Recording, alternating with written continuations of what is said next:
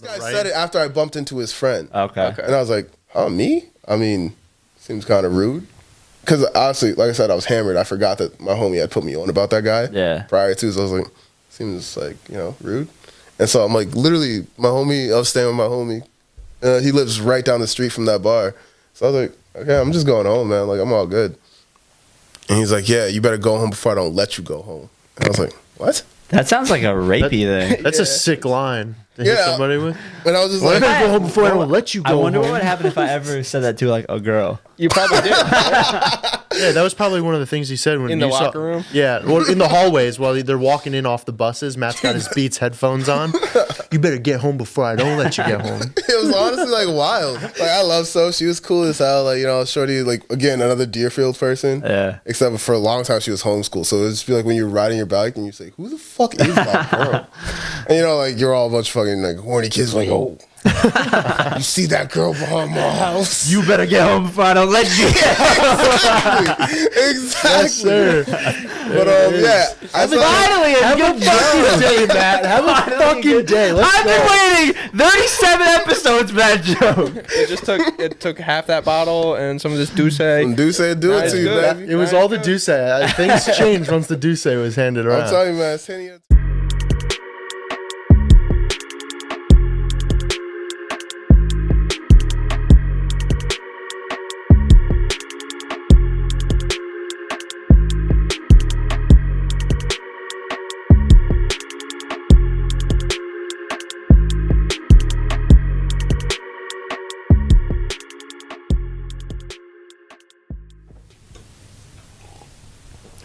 Well, this episode's not going great so far. I feel like Kevin today. Yeah, let's get this over with. I didn't even say "and we're live." That's the first time that happened ever. I think Anyway. I think instead of you saying "and we're live," it's just you should be taking a drink, just like you just did. Like I did, yeah. We're here with Isaiah. Hey, everybody. Do you want your last name on the pod or no? Yeah, it doesn't really Isaiah Abel, the artist. Yeah, I'm a tattooer and yeah, I pretty much just tattoo Designer. these days. Yeah, He designed our new Yikers Island logo. Yeah, Well, a part of it, which we'll get to. sick, Well, doesn't man. even know about this one. How does it feel? Wait, what? Exactly. I'm glad you guys got some use out of it, man. Can we use it? I don't care. Like, yeah, I did it pretty much for you guys. I mean, I was just sneaking This one? to warm up. Yeah. I was just doing that to warm up, and I was figured, What? So what was your like? What made you think of like the bottle and shit? I wonder what made him think. Oh, my wonder what made artistic him think of the process. bottle. No, I was just figured, my intention was to come here, have some drinks, and just talk some shit. And I felt like, Yikers Island, drinks and bottles. I mean, Fuck you, Will. I wanted him to say it. Oh, sorry. I think it's pretty self-explanatory. It's not that Matt's an alcoholic. I've It's, seen like something else. footage of people coming on and like not drinking. I'm like, I don't think that's not right. Feel right. That's not right. That's what I say. That's drinking alone. I don't mean to be on my phone already. I'm literally just trying to airdrop something to Will or send it to him. He could pull it up. This is since you hated all your Christmas gifts, we did like a Christmas swap, Oh, nice. and he hated mine and Kevin's gifts to him. I'm wearing the visor. I'm using the desk. I got the nameplate right there. Is this linked up to your phone or no? Yeah. I Okay. wore the. So why don't you pull that up then? What I just sent you, because this is your last Christmas gift, probably forever. Probably forever. Oh, that's the picture you choose? It's the only picture I have. See, everything. Complaining again. Oh, shit. Everything. All right, we're changing it back. He's not getting Jesus shit now. Christ. It's a good picture, man. It's a nice little side profile. Wow, look at the double chin, though. I mean, could have done me a don't little know, bit man. more I think it's a justice. sick I look like a picture. gayer version of Tim Dillon. The rainbow shirt and all. It matches the logo though. Yeah, that's cool. Add some color to the palette here, other than Kevin. If you ever leave the podcast or do us dirty, we're gonna put one of the circles and a line through it. Just leave it. Nice. I like that. That shit is hilarious. And if you ever complain again about the gifts that we gave you, Cut we're me gonna put a out. circle with a line through it. So I noticed when you made it, you were using was that an iPad or something? Yeah, I use I use Procreate on an iPad. Is that like you use that for like any design, like tattoos and stuff too, or no? So like for the first like 2.5 years of my like apprenticeship, I didn't have like honestly enough money for like an iPad, so I was like painting everything by hand. Like every tattoo I did was like I had to draw it out by hand, paint it by hand. Damn. Anything. So like the entirety of me being in DC for like that year, like working full time as a tattooer. That's where you started? No, I started in New Hampshire. Oh, okay. And then one thing led to another. I just moved to DC and like lived in. You technically moved to like Maryland, like just right on like the border of DC. Okay. And I worked at Red Octopus Tattoo in Morningside, Maryland. But everyone else had iPads and I didn't, and I was like, shit. But I was also broke, so I was like, shit. Like I just had to draw everything. So every walk-in I got, like every name, every fucking logo I had to draw. I was like, that's crazy. That's a lot more work. It's so much more work. So like now that I have an iPad, like I'm gonna be honest with you, bro. Like it's hard for me to even want to paint things like normally. Really? Like doing everything digital. But every so often I'll like paint a skateboard or like a knife or something. And so you can convert like the whatever program you're using on the iPad to to a stencil, say? Yeah. So it's weird because it's the process of how I draw now is so configured to tattooing, because when I first started tattooing, like when I first got my apprenticeship, they pretty much remade my artistic process. So I was in art school prior to that, and it was always like, it's just like a lot of different ways to peel a banana or whatever. But so like you didn't use a lot of the stuff that you learned in school, like it changed once you got to your actual they apprenticeship? just broke it down. Like I wasn't allowed, like for the first 4 months of my apprenticeship, I'd say I wasn't even allowed to draw anything. They gave me the original Sailor Jerry like sketchbook, and they're like, you gotta trace every page 15 times, and it was like 220 pages. Wait, hang on. What was in his search history? No, this is your search history that I was just getting rid of. How? Because I'm in the Yikers Island Gmail account. Oh, yikes. Oh, shit. What was it? Was it anything we can say? I saw, and I'll flag it, Naughty America. I don't know what that is. That made the big appearance in there, yeah. What do you mean you don't know what that is? It was in the search history. I'm not looking it up. Are you sure that's search history and not... It was in the Oh, it is? There's no chance that I would have... It was there, dude. Yeah, man, I just removed it. It was the last one. It was purple? Hey, man, I'm not judging you. No, I don't even care. I don't even care. But like, I'm sure you I don't care. That doesn't make any sense. Yeah, man, I'm sure it's crazy. Anyway. Yo, I'm always checking the Yikers Island like searches on Instagram. Yeah, but I would never Google that. Yeah, I'm sure. You know what I mean? You know what I mean, though? I would just Google, like, if I was going to watch porn, I would just type it in at the top. I know what site I'm going to, let's be honest. So, Naughty America. Yeah, apparently Naughty America. That's not even a site, I don't think. It is, I just looked. Well, then it was this motherfucker. No, it wasn't. I have a separate phone that I do that on. I have a question. Well, what site are you going to, though? Like, it says a lot about a person. You don't got to say what's your category. I just want to know. Like, it used to be YPP, but they shut that down real quick. Fuck is a YPP? Yeah, I've never even heard of what. Yo, you guys missed out. It says, like I said, it says a lot about a person, and it just says Matt's a wild kind of guy. Like, usually people like X videos. I'm like, oh, you crazy. I have you rolling before. Yo, can you just reiterate what you told like your friends that you were asking about the podcast or whatever? Oh yeah, I was telling my homies I was going to be on a podcast when I go home. It's going to be sick. They're like, oh, with who? I'm like, you don't know him. It's this guy Matt. I grew up with him. He's played ball and shit. I'm like, to be honest, he's kind of like a sexual predator. He's That's crazy. He's kind of just a wild guy. I was like, yeah, no, he's created this thing called Savino salad where we just everyone always swarmed one person named Savino and molested him broad daylight. We would go to different schools and we would be in like the girls' locker room changing for basketball games and shit. Don't put this on me. This is not me. Nah, I was there, bro. It was all of you. It was you, from you to John to Marco, all you.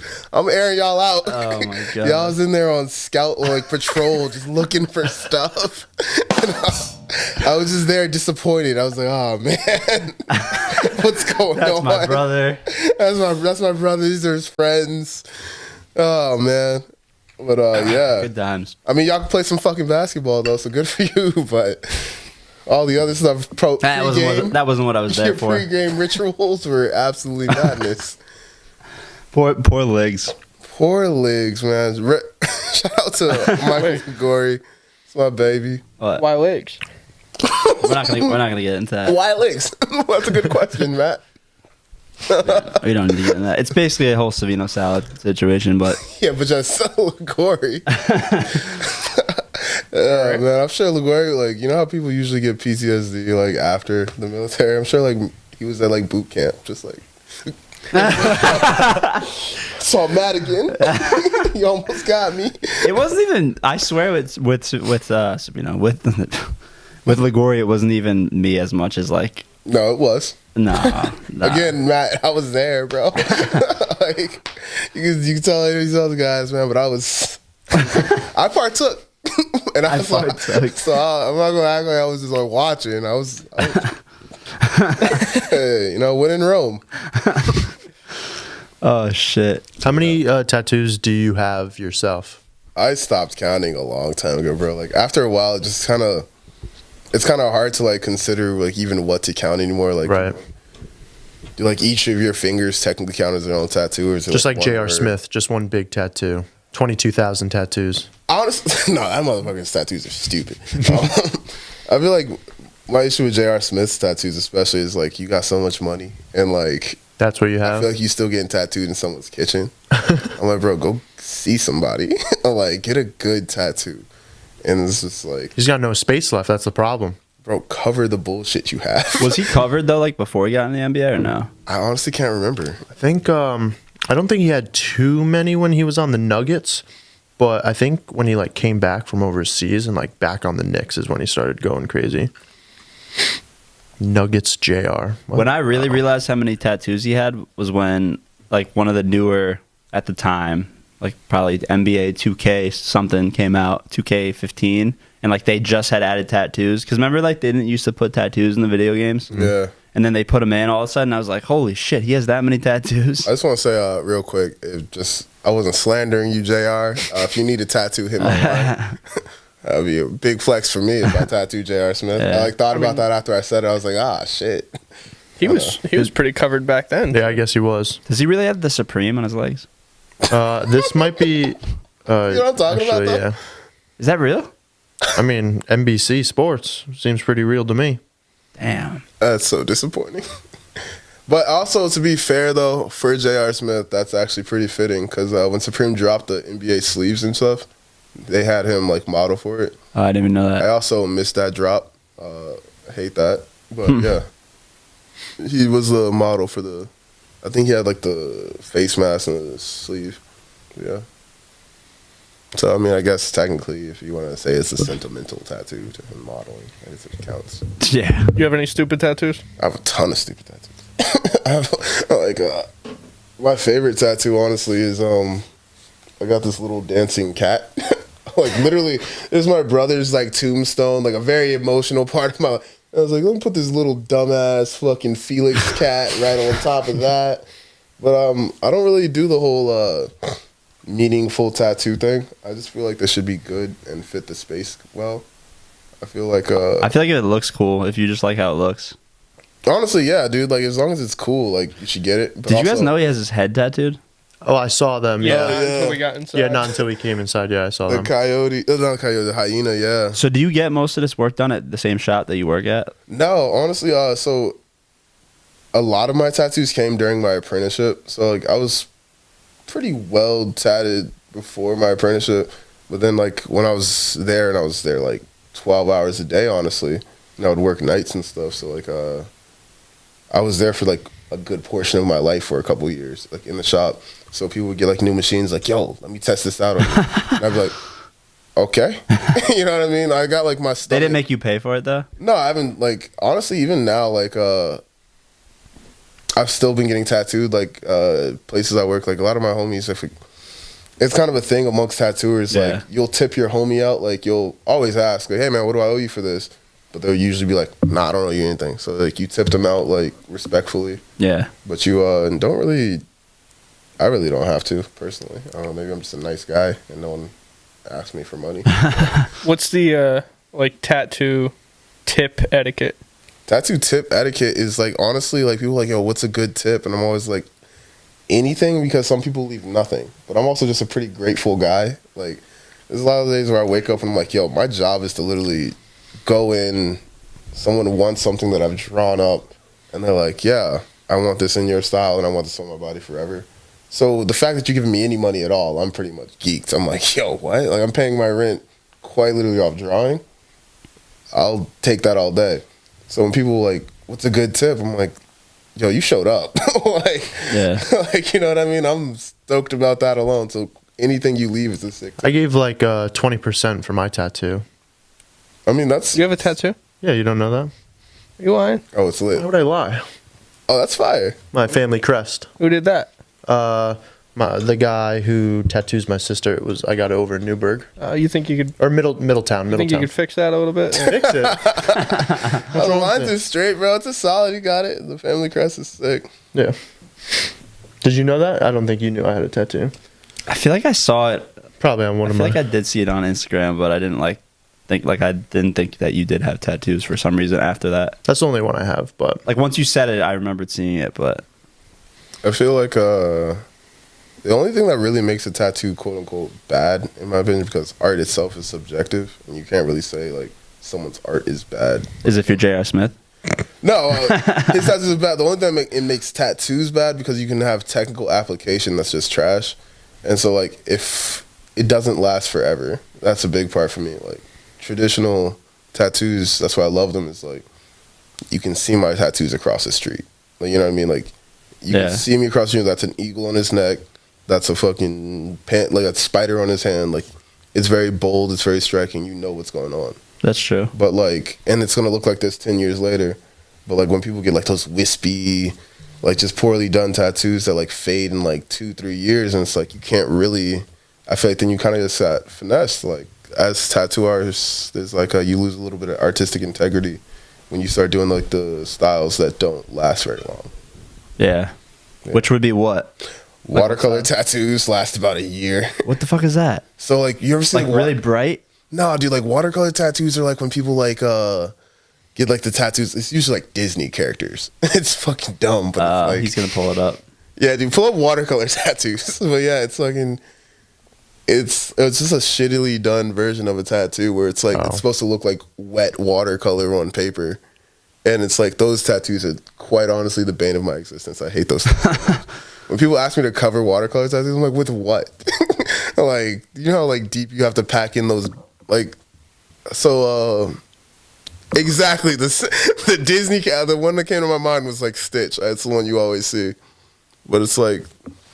So those don't hold up well, you're saying, either? Not even a little bit. Because, I mean, the trick to a good tattoo is the black outline, or the outline in general. Because black ink is heavier than the lighter pigments, so if you have a solid line, it'll hold the value of the ink in place. So with watercolor tattoos, you'll see that there's like dark spots of like say red on that like one right there, like the Banksy piece right there. Yes. No, right next to it. That one right there. Yeah. So you see like the dark parts of red and the dark parts of the blue and the dark parts of the green. Mm-hmm. Yeah. That looks really cool, quote unquote, like as it's fresh. But, like, over time, if there's no black outline to hold that ink under your skin, it's just going to kind of die over and move over. So it's always going to be one shade of, like, dulled red and one shade of dulled green. And, like, that black outline's going to hold, but there's a lot of really tight spots where it's like you're going to lose big parts of that silhouette. So it's not going to look nearly as sharp. And the whole thing's just going to look like bullshit in about 3 years. So now do you mostly do... Like, well, the traditional style in general is mostly color, right? Typically. Well, not necessarily. I just like color because getting into tattooing, I like learned from this dude named, I'm not gonna say his name. Learned from this dude who like he initially told me, he was like, no one wants to get traditional from a black dude, and I was like, oh, all right. And so I made sure to do a bunch of fucking traditional. But but traditional can be black and gray. It doesn't really matter, but it's just kind of like how I don't know. When I picture traditional, I always picture like color for some reason. Personally, is that more typical, or is it kind of like half and half? It's honestly half and half. I feel like I've seen like black and gray, complete like traditional bodysuits at this point, but personally I don't like them as much.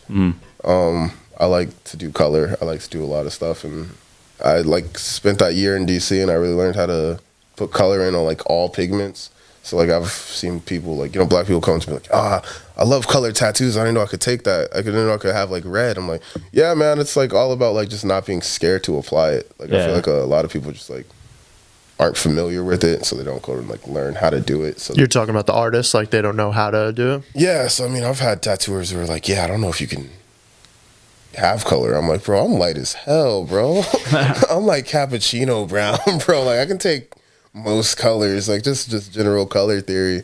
But have you ever tattooed yourself? Yeah, dude. It came out like so this is like I honestly wish I didn't, because I picked like great real estate that I wish I didn't like tattoo. But the very first thing I ever tattooed was this very bad snake. It's upside down. The tattoos are supposed to be facing towards the heart, like the head. Awful snake. And then I also tattooed this little king of broken hearts, and I was like, oh, that's cool. I did a good job. I can take that one. Also trash. And then I did this trash rose. Oh, you did a lot on yourself then. Yeah, but wait. But 3 years later, I did this eagle, and that was just like my claim to fame. I was like, all right, I can actually tattoo now. I'll feel good about that. I can go to DC and tattoo somebody. How hard is it to tattoo? I feel like I would not be able to do that, even if I... Honestly, bro, like to this day, I will never tattoo myself again. After I did the eagle, I just couldn't like leave my record like with a pride loss. Thing?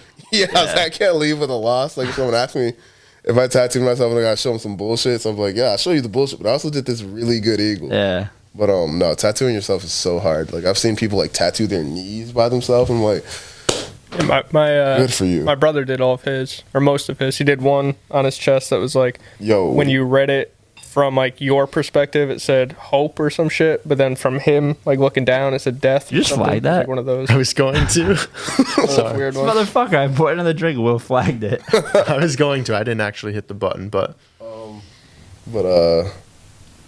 that's pretty crazy. Did you in like jail? Like, how did he? Oh, he might have. He was in jail. He wasn't a tattoo artist or anything. He was a heroin addict, so he was really good with a needle. I mean, well, you wear around the tools. But shout out to him. So Matt, I noticed you have some tattoos on your body. Do you have like significant meaning behind any of them, or are they just like? Let's take a look at Matt's tattoos. For looks, you like the way they look? I mean, yeah, they kind of do. I kind of actually, since I haven't really gotten a tattoo since I kind of have been like, I don't really care. I'm just gonna get anything that looks cool from now on. You do a big ass eagle on your chest then? Big dude, eagle. I'm honestly, I would pay to watch that. I would honestly get like, I'm not, number one, it's a money thing. Like I don't want to. I have the other things. Oh right, you don't want to spend money on something that's like totally just like. Yeah, lasts forever. Yeah, no, I don't know, man. Nah, man, I feel you. I mean, like that's my thing with. I feel like a big part of it, like, especially with younger tattooers, I feel like everyone like gets into tattooing. A lot of people do it for like money, and I feel like as an artist myself, I didn't truly know who I was until I was like broke. You know what I mean? Like I have been broke. I'm like for jobs, I have literally like dug ditches in graveyards. You know what I mean? So like I was like worked the graveyard shift at a graveyard and quite literally dug 6-foot holes. No pun intended. Until the sun came up, and then the first people I saw were like sad families. And I was like, all right, sick. So like the fact of the matter is like when people like come up to me like, I want to get this tattoo, but I only have say like $150. A lot of times I'm like, well, if you can, like, I'll do it. Like, you know what I mean? I'll do the tattoo. Like, I'll do this version, and I'll do it at this size, so like it's fair to me. Like, I'm not gonna give you a fucking sleeve for $150. Right. A lot of times, like, I just realized like if someone's willing to give me money to do this specific task, I'm really not turning away much of anything. So like if you decide your budget is something, we'll work something out. Like I won't blast your chest out in one, you know what I mean? Yeah. For like $150, but I mean if you have $150 now, we'll do all the lines. You got $150 later, we'll do all the black and gray shading. And then you got $150 more bucks, we'll do all the color. I've had this outline. Yeah, I know. I was looking at that. I was like, see, this is what I mean about tattoos without longevity. I've had this outline for I think going on 4 years now. I think I had this. Yeah, I think I got this like a year after I started working. So it's been just an outline for that long. Yeah, I can see that. Dude, it's bad too because every time. It's honestly not that bad of a tattoo though. No, this guy's pretty good. Where'd you get it done? This guy in Yonkers. Yonkers, right? That's the same guy that did the elephant, right? Yeah. The elephant. I remember when you got the elephant and you got the respect, and I remember I like came and I expected it. I was like, yo, shit, it's pretty crazy. Well, I got the immediately respect. ran my finger down the tattoo. You're like, yo, what the fuck? I was dumb, bro. Yeah. Yeah, I got the. You had that in high school, right? Yeah, I was like senior year. I remember seeing that you coming to Dover with the fucking respect tattoo in your basketball jersey. And I remember Josh, your coach Josh was immediately just like, the most disrespectful guy I know. Respect tattoo. What the fuck is this? Dude, one time we played at Somers, and it was actually a really close game. I remember the Tuskers. And it was actually a really close game, and we should not have been competing with them, like, at that time. No, it was like a AAA school or some shit. Yeah. Well, yeah, I think they were, either A or double A. We were, like, barely a B. And at one point, they had, like, I don't know, probably a crowd of, like, 200 people there at their game. And they actually used to have, like, coordinated chants on, like, Pauling because no one was allowed to do that in Pauling. And at one point they just started chanting respect 200 people, bro. I was like, no. That's funny. Yeah. And Haldane, we used to play Haldane too. I hated Haldane so much, dude. Yeah. Haldane's a bunch of scumbags. They were like, honestly, they were never good at sports either. They were bad always like people. just They were good at average. basketball. I want to let Haldane, one time for the one time. Fuck Haldane. I don't care. Keep that in the podcast for me. What'd you say? One time for the one time. Fuck Haldane. Like, I got like dead ass punched in the back of the head 2 times, like home and away. Yeah, Just bro. Haldane didn't give a shit, dude. Yeah. They're like, yeah, that's the guy. I was like driving lane and just duffed in my shit. I was like, oh, sick. Bro, when we used to go to Haldane, even parents almost used to get into fights. Oh, yeah. Every time. Because they're just a scumbag community over there. I don't know if we're allowed to just Actually, oh shit, I don't know if I should say that. I could get Goes in an interview in 5 years, 2 years from now With Haldane. You know where I graduated? Haldane, class of 2013. Oh, you jumped in the back. I was gonna like get on my books to get tattooed and just like come and beat me up in the shop. Just the whole fucking starting lineup of the JV team. Yo, so what do you think about? First of all, what's your opinion like between the most two most in my opinion the two most popular combat sports? You got boxing and you got MMA. I think boxing's dead. It is dead, right? Boxing's dying like slowly. The fact of the matter is that boxing's holding on by like such a string where it's like well, that they need YouTubers to hold it. They need YouTubers to make shit interesting because I think at this point, which in all honesty, in a couple years, MMA will get the same way.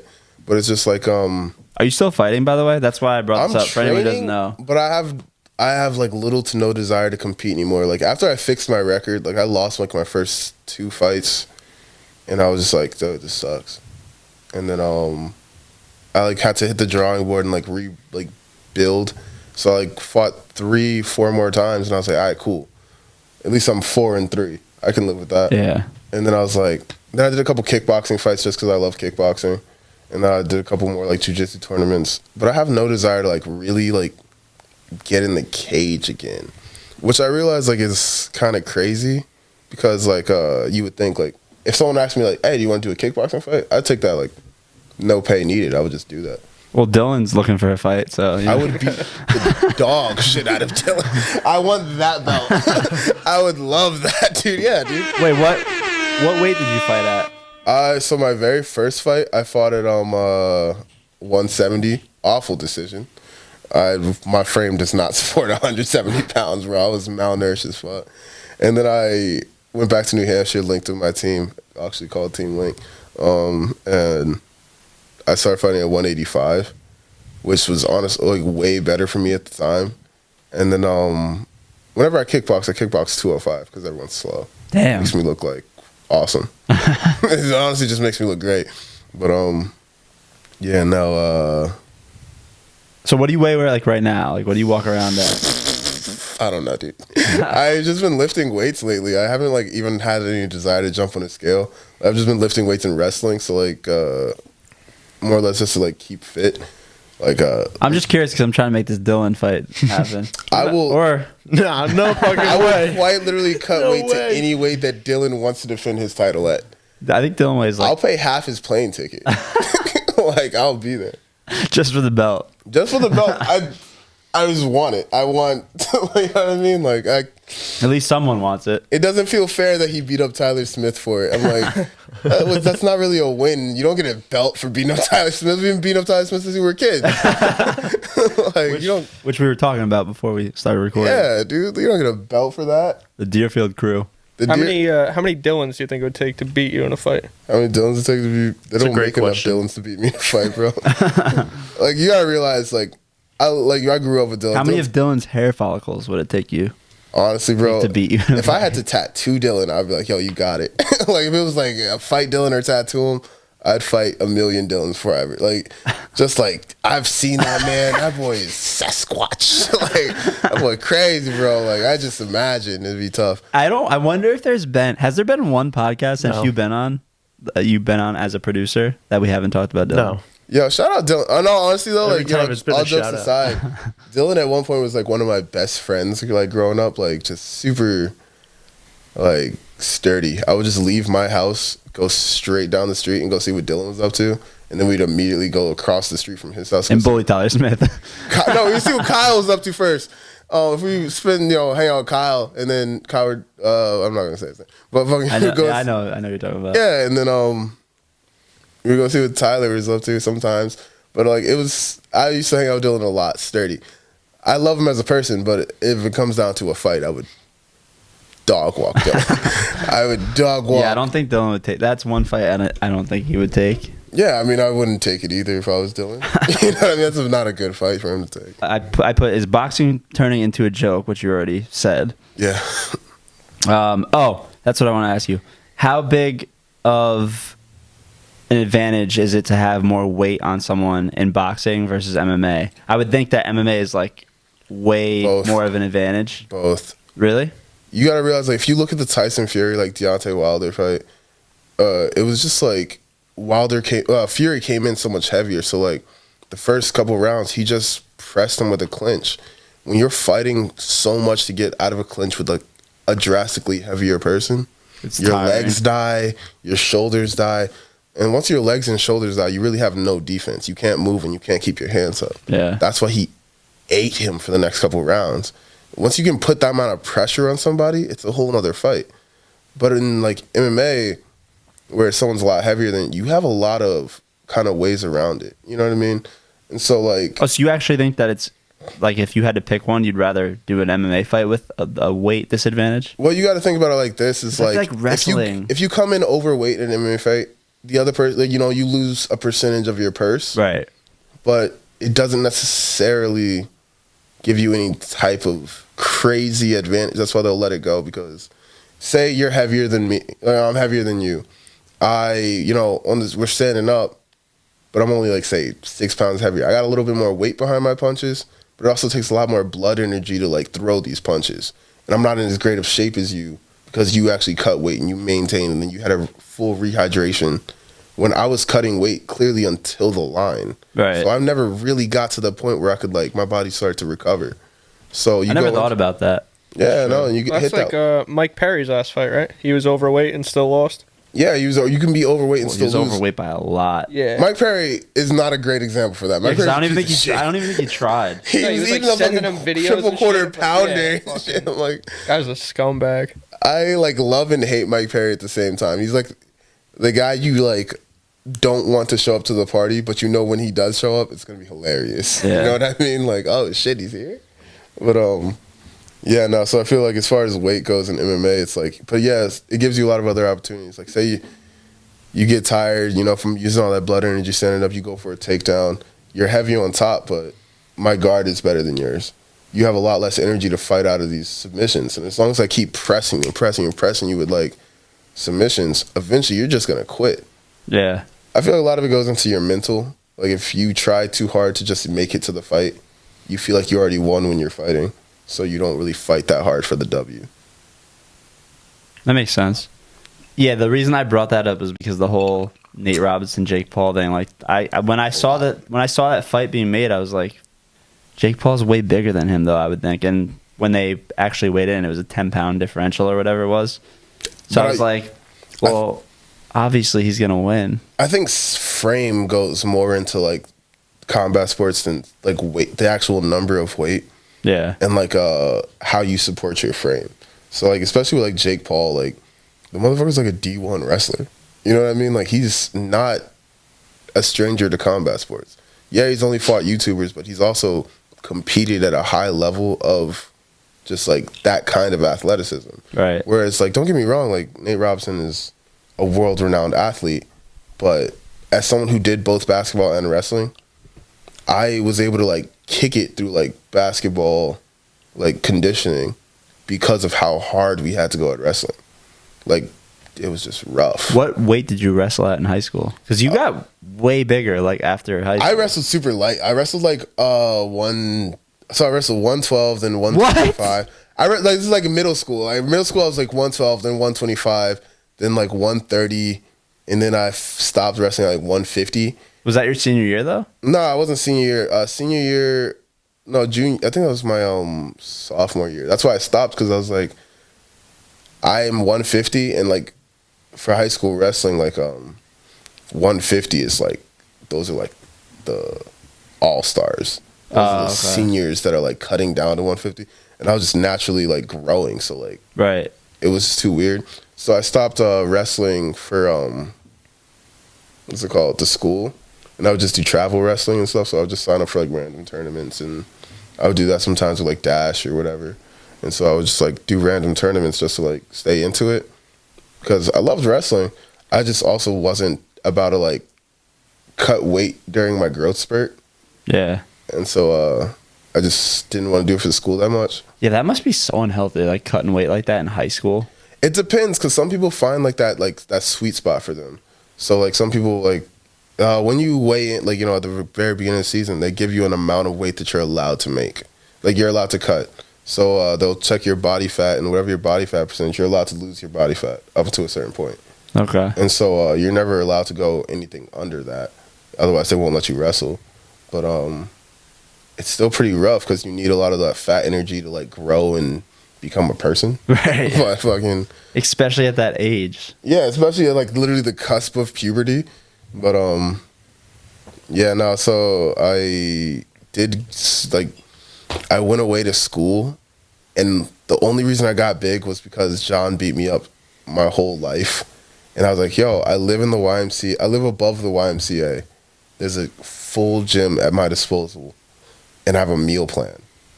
I'm gonna get so fucking big. And that was just my only motivation. I came home that Thanksgiving and just started running house. Like, I just climbed the ladder. So I started with like Jasmine, because she used to beat me up too. And I was like, dog walk. Then I was like, started with my other sister, and I was like, John was at the top.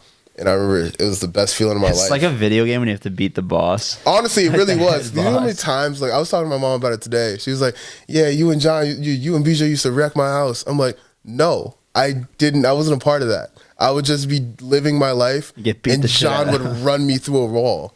Like, literally, there was a hole in our kitchen for like years. I don't know if you've ever been to like, any house parties that we threw. Sorry, Mom. But like any house parties that we threw, and John, like, you would just see holes in the wall. That was just John hurting us, like, for no good reason. So you remember pretty clearly then the first time you beat John. Oh, it was amazing. Oh, I think back, it was like Thanksgiving break. I came home, and I remember John was in the kitchen, and I was like, what's up, man? I just grabbed him on the shoulder and like squeezed it real good and gave him a good shake. I was like, what's up, man? And he was like, get off me, man. I was like, nah, no. What are you gonna do if I don't? And he stood up, and I just pushed him back down, and he like went to like go punch me. I was like, delicious, my turn. And I hit him, and he went down, and my mom was like, yo, stop playing in our kitchen. In my kitchen, I was like, yeah, you got it. And I just grabbed his ass while he was on the ground, and I was dragging him out. And this is when I made eye contact, and he looked at me and said, what are you? And then it felt like I was like, I did it. I did. I've won. There's nothing I needed more than that right there. I needed to just look in my brother's face and see the fear I created. That's hilarious. After that, I was like, I'm getting pretty peaceful, dude, for the most part, until very recently. Yeah, what are you talking about, peaceful dude? I saw a fight or a video of you like a year ago fucking someone up. Yeah, dude. I mean, that's. Can we pull that up? Yeah, where's his video? Yeah, it's on Twitter. Where's Twitter? I'll send you the link to that fight. I think I follow him on the Yikers Island page. Do you want me to send it to the Yikers Island page so it's like quick? Yeah, you can. I got you, dude, because that's a super funny fight. No, it didn't work. But that's what I mean. It's like I'm a pretty peaceful dude besides that aspect of my life. I had to start a thing called No Fight November because it was pretty regular that I would go out and someone would try me at this one specific bar that, like, you know, on Street Fighter, every fighter has their their venue. My venue just happened to be Panucci's Music Hall. Shout out, gang. Yeah, people would just try me there a lot, and I would just. What is this? Oh, I sent this to the Twitter page. I didn't send it. Oh, okay. Just real quick. I think Soph's grandma She followed us on No. Instagram after I posted I feel the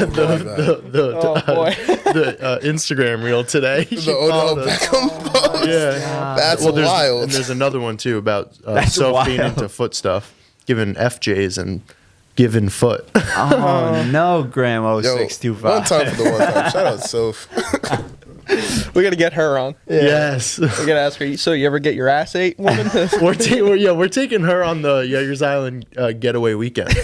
Here, he sent it to me. I'll send it to you. But yeah, I don't know. I've just been like, I fought somebody on my birthday. Like, I was hammered off straight tequila all night, and I was geeked up. And this dude was like talking mad shit because me and my homie share a birthday, and he was about to fight him. And I was like, "Oh man, you don't gotta do this, man. We're all having a good time. We're chilling. And this nigga was like, "I'll beat the shit out of both of you." And I looked. That was this fight? No, that's not this. This fight happened quite like. Isaiah throws a knee and everything. Oh yeah, I popped him. This fight was hilarious. I got in trouble at the gym for this fight. Wait, can you walk us through this? Like, go back. Yo, beat his ass. 41K What views. happened? All right, 41K views. What happened before that? Okay, so what happened was this is a bar called McGarvey's. Is this in New Hampshire? Yeah, this is where everyone one cool thing about New Hampshire is there's no laws. There's no real rules. As long as is New Hampshire one of those states where it has the like public stand your combat? ground law? Yeah, or whatever. No, it doesn't have mutual combat, but it has stand your ground, which is essentially mutual combat. What is that? What is stand your ground? Stand your ground is like if you feel that you're currently in danger, you don't need to wait for someone to hit you first. Okay. And as long as you can justify that you were in danger. Yeah, New Hampshire has that. But that fight happened because I was hammered. I was literally just, like angry hammered too, because like I just like lost my place. Like I was moving out of one place because all my roommates moved to Texas like randomly, and I was like supposed to move into this other place that my ex-girlfriend like was in, and she was like, "Yeah, I'll sign my lease over to you." I was like, "I bet." And then like literally that day, she was like, "Nah, like fuck you." And I was like, "Where am I gonna go?" And I was like, "You're a bad person." The bar. Yeah, so immediately I was like, "I'll figure this out." Were you like honest? In all honesty, were you kind of like looking for? No, because I never go out looking for a fight. I really was like looking for a drink. I was gonna look for some. And I was like, "Yeah, I'm gonna go find some hoes. I'm gonna do my thing. I'll have a good time." And I did all of those things that night. Like I was linked up with a shorty after this fight. I'm pretty sure, but it was just like I was hammered, and he was like in the bar like looking for trouble all night. Because one of my homies was like, "Hey man, watch out for that dude. He's been like bumping shoulders. He like knocked someone's drink out of their hand. Like he's just looking for a fight." And I was like, "He better not look over here." And I like left and I like bumped shoulders with his homie In the bar? Yeah, I was like, he was doing that in the bar, and then I like towards like last call, I'm like walking out, I'm leaving, and I bumped shoulders with his homie, and he's like, "You better watch where you're fucking going." And I was like, "Huh? Me?" This dude said that, or No. friend? This guy right here This on guy the right. said it after I bumped into his friend. Okay. And I was like, "Huh, me?" I mean, seems kind of rude. Because honestly, like I said, I was hammered. I forgot that my homie had put me on about that guy. Yeah. Prior to, so I was like, seems like, rude. And so I'm like, literally, I was staying with my homie. He lives right down the street from that bar. So I was like, okay, I'm just going home, man. Like, I'm all good. And he's like, yeah, you better go home before I don't let you go home. And I was like, what? That sounds like a rapey thing. That's a sick line to hit somebody with. And I was just like, I better go home before I don't let you go home. I wonder what would happen if I ever said that to like a girl. You probably did. Yeah, that was probably one of the things he said when in the locker room. Yeah, well, in the hallways while they're walking in off the buses. Matt's got his Beats headphones on.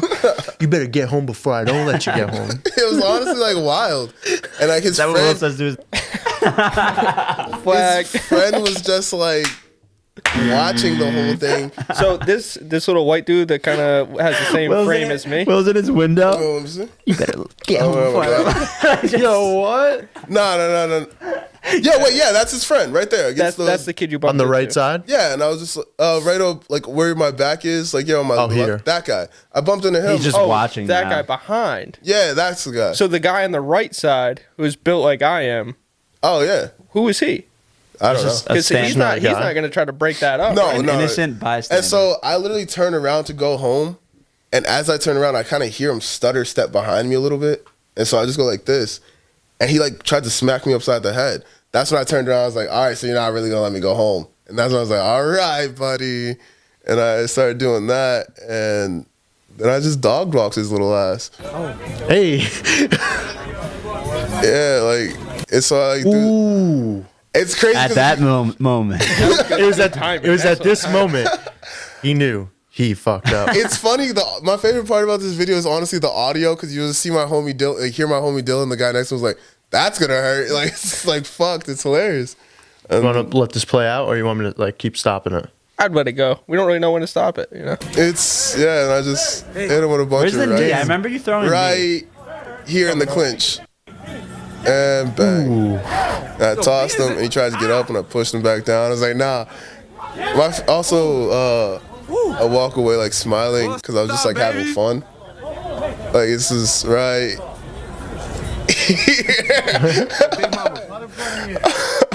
You just look a little creepy there. Like. I was just like having fun. I was like, I remember specifically telling him like, hey man, you should probably like talk nicer to people. You don't know who you're talking to sometimes. Bro, the way he wobbles back is hilarious. Dude, he was on his heels that whole time.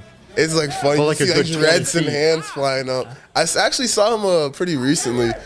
He's super nice to me now. I bet. What's up, baby? I Did you go to school with him or something? Nah, I just met that guy. I actually fought him a second time that night. Yo, Big Mama. Really? Big Mama. Why would he want more after that?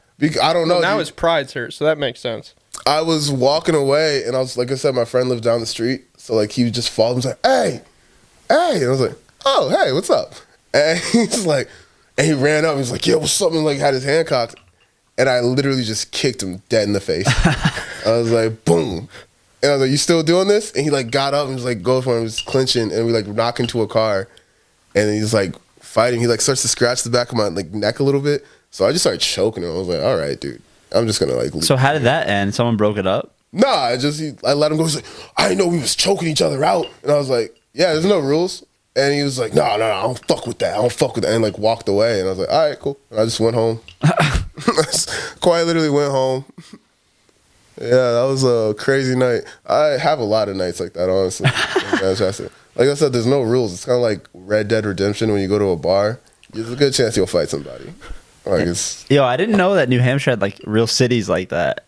No, it's cool. It really is. Much. Besides that one place where I live. What city is that? That's Manchester, baby. Shout out Manchester, Vegas. Yeah, how is New Hampshire life? You were talking briefly to my pops about it. I honestly. Sorry about that, by the way. No, he's cool as shit, man. I always loved your dad. He was cool, but everyone else says New Hampshire is cool, man. It's like for me, it's just besides like a little bit of trouble I got in, like it's been a really great experience. Speaking about the little bit of trouble, you said you wanted to save that. Oh yeah, I said I'm willing to tell you guys about that. Was nuts. Yeah, all right. So you can't go to Canada. I can't go to. Yeah, I'm a convicted felon. Shout out, gang. So we don't need Kevin's friend to come on the podcast. No, I guess not. No, man. We were talking about getting someone on that's been to jail. Oh man, yeah, no. Oh well, I was only like locked up for like a couple of days. Like it wasn't like in jail. Yeah. I just got to bring him on. I beat up a cop's son. And Ryan Christian? Honestly, RC? no. I wish it was just a friendly. I wish it was just a friendly, like a tussle with Ryan Christian. But no, I was dating this girl, and her ex-boyfriend came to the bar I was like bouncing at, and he was like, essentially, I guess he went to like fight for his ex's. Imagine you give someone a fake ID, and all of a sudden you're just getting knees to the face from an MMA fighter. I was a great bouncer. Besides this one experience, like I was just like kicking it, and then normal day, like we're about to close. I swear, my birthday's the September 13th. And then he's there, and he's like there with his boy. He's like, "You're Marin's boyfriend, aren't you?" I was like, "Yeah, that's my shorty." And he's like, "You know who I am?" I'm like, "Not. You didn't give me your ID yet. No, I don't know who you are." That's a good line. And he's like, "Oh, okay." And he gave me his ID, and I like didn't look at the name. I just looked at the date because that's what a bouncer does. He don't give a shit about what your fucking name is. All right, cool, man. You're all set. And he goes in, he starts causing problems, and like fucking with chairs and tables and shit. And like the bartender's like, "Yo, get him the fuck out of here." Was he a WWE wrestler? No, but he loves. Apparently, I like stalked his profile a little bit after this incident goes down. But apparently, loves WWE. That's loves funny. the dramatics. He loves the theatrics of it. That's all. why he was fucking around with the chairs and tables. But like, yo, get him out of here. And I kick him out, and he's like, "Yo, like, Marin's my bitch, bro." I was like, rude. Rude, Mr. Person. I don't know how you know. That's crazy. I'll let you in. I thought we were cool. And then he pushes me, and like my back hits the fucking like the doorway of the bar. And so I just push him back, and I was like, okay. I see him cock his hand, and I was like, no. And I just punched him. And I just like got on top of him, and I held him down. And then fucking the guy, like he's like complaining, trying to struggle. I'm like, you're not gonna get away, dude. Like, relax. Just when you relax, I'll let you back up. And he's like, "Fuck you, you little bitch." Blah, blah, blah. Called me the N-word a couple times. I was like, "All right, cool, dude." And I was like, was he big, or was he like? No, he was built like a bigger version of you, but that's not like. They make bigger versions of me. But yeah, like you got like a little bit more muscle tone than you. Oh, I thought you meant like taller, but like my build. But you meant the opposite. Okay. Yeah, it was like slightly shorter than you. It's like between me and Will. Yeah, like a weird mix of that. Yeah, and then I let him up. He like tries to punch me in the balls, and then fucking he like goes out and like knocks over our outside tables, and my boss fucking like grabs him and like yokes him up and just like punching him and shit. My boss is a nut, bro. My boss at the fucking bar was like this like ex-veteran, just like his Wait, did you say Confederate? No, veteran. Ex-Confederate. He's just 240 years old. Mexican dude whose nickname is Loco. Like he's very valid. Like the streets know of Loco. And so like we let him go, blah blah blah. A couple days later, come to find out like, oh, he got his jaw broken. And I was like, oh, who did that? And it's like apparently you. And I'm like, that's crazy. I was like, oh, cool. You just blamed your boss. How could they prove it? It was they couldn't technically, but let me tell you, it was a pretty open and shut case. I should have won this case literally 9 times out of 10. But let me tell you, when you're sitting there and you're chilling with your lawyer, and then you see him walk in, and you're like, oh, there he goes. And he's walking in with a cop, and you're like, yeah, he got arrested before he's probably being police escorted. Because the motherfucker's a piece of shit in a lot of other ways. I'm like, I bet this shit is done. And then he sits down, and the cop sits down with him. Yeah, it's his dad. And I'm like, no. Like, character witness goes right out the door. Nothing I say fucking matters. And they're like, yo, 5 to 7 years, or you take the felony charge and, like, you know, just be a felon. And I was like, yeah, I'll just be a felon. Wait, so what came along with that? Just the label? That's it? You didn't have to, like... I paid, like, 2 bands in fucking, like, his medical bills. So I paid him, like, 2 bands, and, yeah, it was pretty much open and shut. I had to do probation for years, which sucked. Like 2 years. Yeah, but you didn't have to do any like actual time. The night I got arrested, I was in for like 4 days. Oh, okay. So how was the food? Garbage. How was the food? I didn't shower. I was like, major. I was like, I'll stink. I don't give a shit.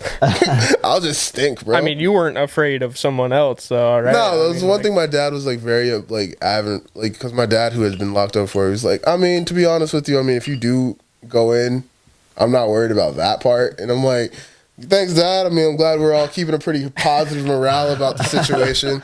thanks, dude. I really needed those words of advice in facing this case coming up. But yeah, no, I mean, like, I've come to realize, like, the amount of time I've put into simply just, like, fighting and, like, defending myself is just, like, if you don't have any form of, like, one off the muscle, like, no matter how big you are, if you've never trained in fighting, like, you can't beat me in a fight. I just don't believe you can. Even if you have trained in fighting to a certain extent, if you haven't trained with real professionals who, like, genuinely want to make it as fighter, you can't beat me in a fight. That's amazing. On the way before we got you, Will said he was going to kick your ass tonight. You know what? That's crazy. I welcome it. I welcome it. We have headgear. I've, like, told, like... There's not enough headgear in the world that would protect me. I told, like, a lot, like, my homies, I was like, that's why, like, why do you keep fighting it? Like, you know what I mean? Like, because, one, I'm not going to say no to, like, a fun little fight behind the bar. Yeah, why not? Let's do it. But also, like, I kind of really want to have, like, one, like, bar fight that, like, goes the distance. You know what I mean? I want to fight somebody for, like, 5 good rounds. You know what I mean? I feel like every time I fight somebody as of late for, like, the last couple months, it's just been, like, one time. I'm just beating the shit out of niggas. Imagine you're just, like, in a bar fight, and then all of a sudden, it's, like, someone just breaks it up, and you both go to, like, opposite ends of the bar, get a drink. It's just liquor, though. That motherfucker got a crazy left, bro. I slipped. It was the floor slippery. I can't get any good clinches in. Like, it's crazy. But, yeah, no. We should make that a sport. Bar fight? Honestly, dude? Yeah, bar fights. I'd be a We'll even put champ. bottles up, so, like, if you can get to it, fucking break it, shank them. Totally legal. I'm so good at fighting on slippery floors now. Especially in New Hampshire when there's ice on the ground. Shit, bro. I'm like ice skating, bro. It's like MMA on ice, bro. I'm killing it. So when was the last time you lost a fight? Last time I lost a fight Like, was bad. I mean, bad.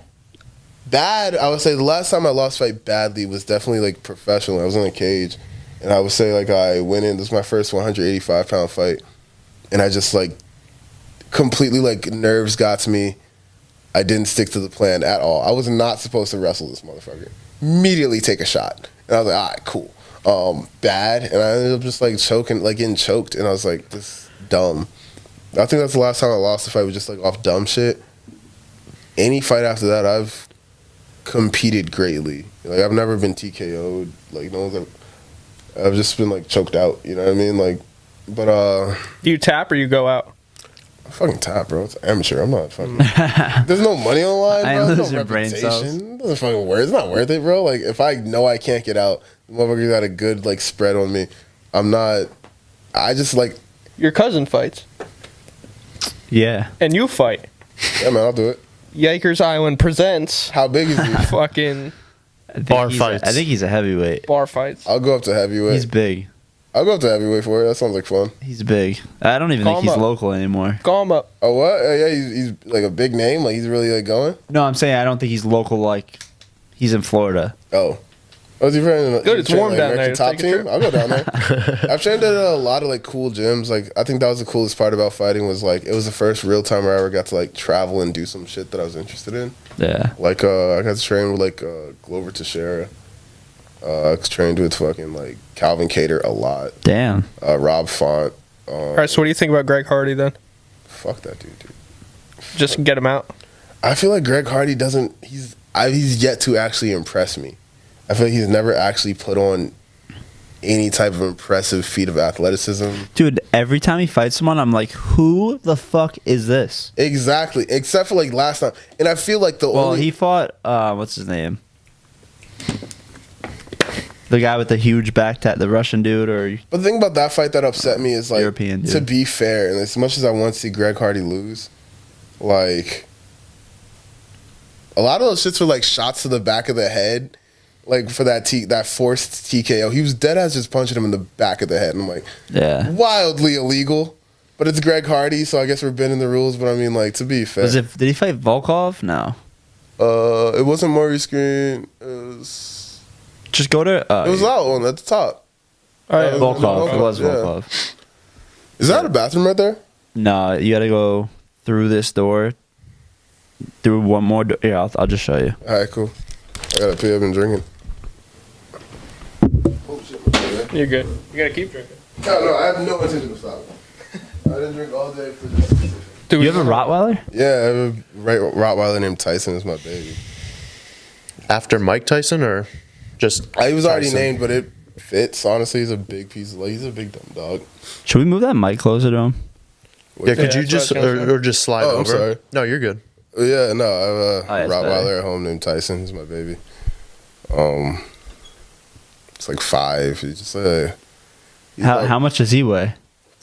He or she? He. I don't know how much he weighs. I don't pick him up. I can tell you that right now. Like I can lift a good amount. Like it's a full size Rott though. Yo, he's purebred Rottweiler, German and shit. Like That's dope. Yeah. Is he like well behaved dog? No, he's the best. I mean, he grew up in apartments, so it's like super cool that he didn't have to adjust too crazy going to my place. And like now that we're about to move into like the house I was telling your dad about, I was like, all right, sick. So I mean, I can finally give this dog a yard. Yeah, that's dope. But he's super well behaved. He's super great with people. It's just like certain little things he like has with. Like, he doesn't like tiny dogs that are like hyperactive. He doesn't fuck with. But he's like friendly with everyone. Yeah, he loves it. Kids, like people, great. Bigger dogs, also cool. But just like little dogs, he does not fuck with at all. Yeah. Yeah, it's like even Cole, my dog, doesn't like little fucking anything little. Yo, so one of my doesn't like friends me has either. this pug, and they're like, "Yo, let's have a play date." I'm like, "Nah, my dog's not gonna play." I'll be honest with you, he's pretty cool, but he's not that cool. I meant to ask while you. Yeah, go for it. Just a little. I know. Just a little. Right there. No, Oh my god! You need enough to taste it. If you have Jesus Christ. If you just have a little bit, then you'll taste nothing but alcohol. But if you put that amount Cheers. in your you'll taste it. You'll get a taste. Yeah. I meant to ask before the subjects got changed, but were you still dating that girl That's familiar. the boyfriend that you fought? At the time or now? So you were dating her when that fight obviously happened. What happened after that? To be technically, I think we were not we were in an argument. And it was one of those. It was a bad relationship, so it was on and off all the time. The ex-boyfriend kind of alludes to that being the situation. Yeah. Yeah. So we were on and off a lot. So I was like, I don't know. But at the time, yeah, we were back on. Her parents really helped me out during the whole shit. They helped me with the lawyer and everything, and it was sick. But yeah. Would I ever date that How girl far did again? that get you? Convicted felon. Okay. Honestly, no, dude. Exactly. And I remember one of the last arguments I had with Shorty was post everything. It was she's like, yeah, well, my parents want to take you out to dinner after. I'm like, yo, I just lost a federal court case. I don't want to go to fucking dinner. I want to go home. And she was like, so you're not going to go see, you're not going to see my parents after all they did to help you? I'm like, I'd see them any other time. He's like, I should have hired a public defender. Yeah, honestly, I would have done just as fine with the PD, bro. I'm all set. I want to go home. And she was like, that's really ungrateful. I'm like, fuck y'all. I'm going home. And I just left and yeah, no. She's a cool kid now. I think she actually lives in the Catskills somewhere right now. But I have no desire to see her ever again. When was this? It happened. He goes ever again. I was 20 when it happened. This is it was right before my birthday. Oh, okay. And so I was about to be 21, so maybe about 3-4 years ago. Yeah. Wait, so you were a felon before you could legally drink? Nah, because the court case goes after. But the incident that led to me being a felon, yeah. What? Okay. Which is also funny because I was also working at a bar before I could legally drink. Because I used to have John's old ID. And so that's how I got the job. I just gave them his ID. Oh, you had to be 21 to work there? Yeah, I was able to be 21 to work at the bar. Otherwise, you had to go home at 11 when the kitchen closed. Or 10 when the kitchen closed. So I was like, nah, I need a job, bro. I need a job that fits these hours. Because I was still trying to be a tattoo apprentice. So during the day, I had to be at school and at the shop and shit. So I couldn't do a normal job. And normal jobs just weren't interesting enough. So yeah, no, I respect that. That's super dope that you get to basically draw for a living. What's the interview like to be a bouncer? Does the manager just punch you in the face or? Nah, it was cool because the interview for being a bouncer, because I bounced at a lot of places in Manchester. A lot of people if you go around, it's cool. When I was younger, it was almost a burden because I would be out with a shorty. I'd be like, oh, we're on a date, and someone's like, yo, I saw you the other night, bro. You handled your shit. I'm like, yo, I'm kind of on a date. Please don't do this right now. This is really awkward for me. Please stop. She's like, what happened the other night? I'm like, so yeah, this ramen spot is sick. But yeah, no, the bouncer, the interview was just like, so what makes you want to start bouncing? And it's like, I mean, I'm pretty good. Like I'm a pretty cool-headed guy. I can keep my wits about me in most situations. And I'm not really scared. And he just casually slips in, yeah, I train MMA, no big deal. Yeah, I was like, I'm not really scared of a physical altercation. Like, oh, why is that? Like, you like to fight? I'm like, I don't really like to fight, but if I find myself in one, like, I'm chilling. I'm like, you're chilling. I was like, yeah, I train over here, blah, blah, blah, and I do this and that. And I just actually recently won the Naga tournament, and I was like, oh, so you're like, I'm like, yeah, I'm valid. And then pretty much anyone will give you a job. Yeah. I hate to interrupt, but I just got a notification from the Yikers Island Instagram account. Is this from Soph's grandma? No, our reel has more than 500 plays, though. Oh, it's lit. What? I'll drink to that. 507 views, dude. How did that happen? Well, probably because of the hashtags that I put. Hashtag podcast, hashtag clip, hashtag TikTok, hashtag foot, hashtag FJ, hashtag feet, hashtag fetish. I think the last 4 is what did it for you. Right. So that's how grandma saw it. The good old FJ hashtag. I didn't tag her in this. She commented on it on her own. She is tagged in the post though for this one, which has 237 plays from just our viewers, I suppose.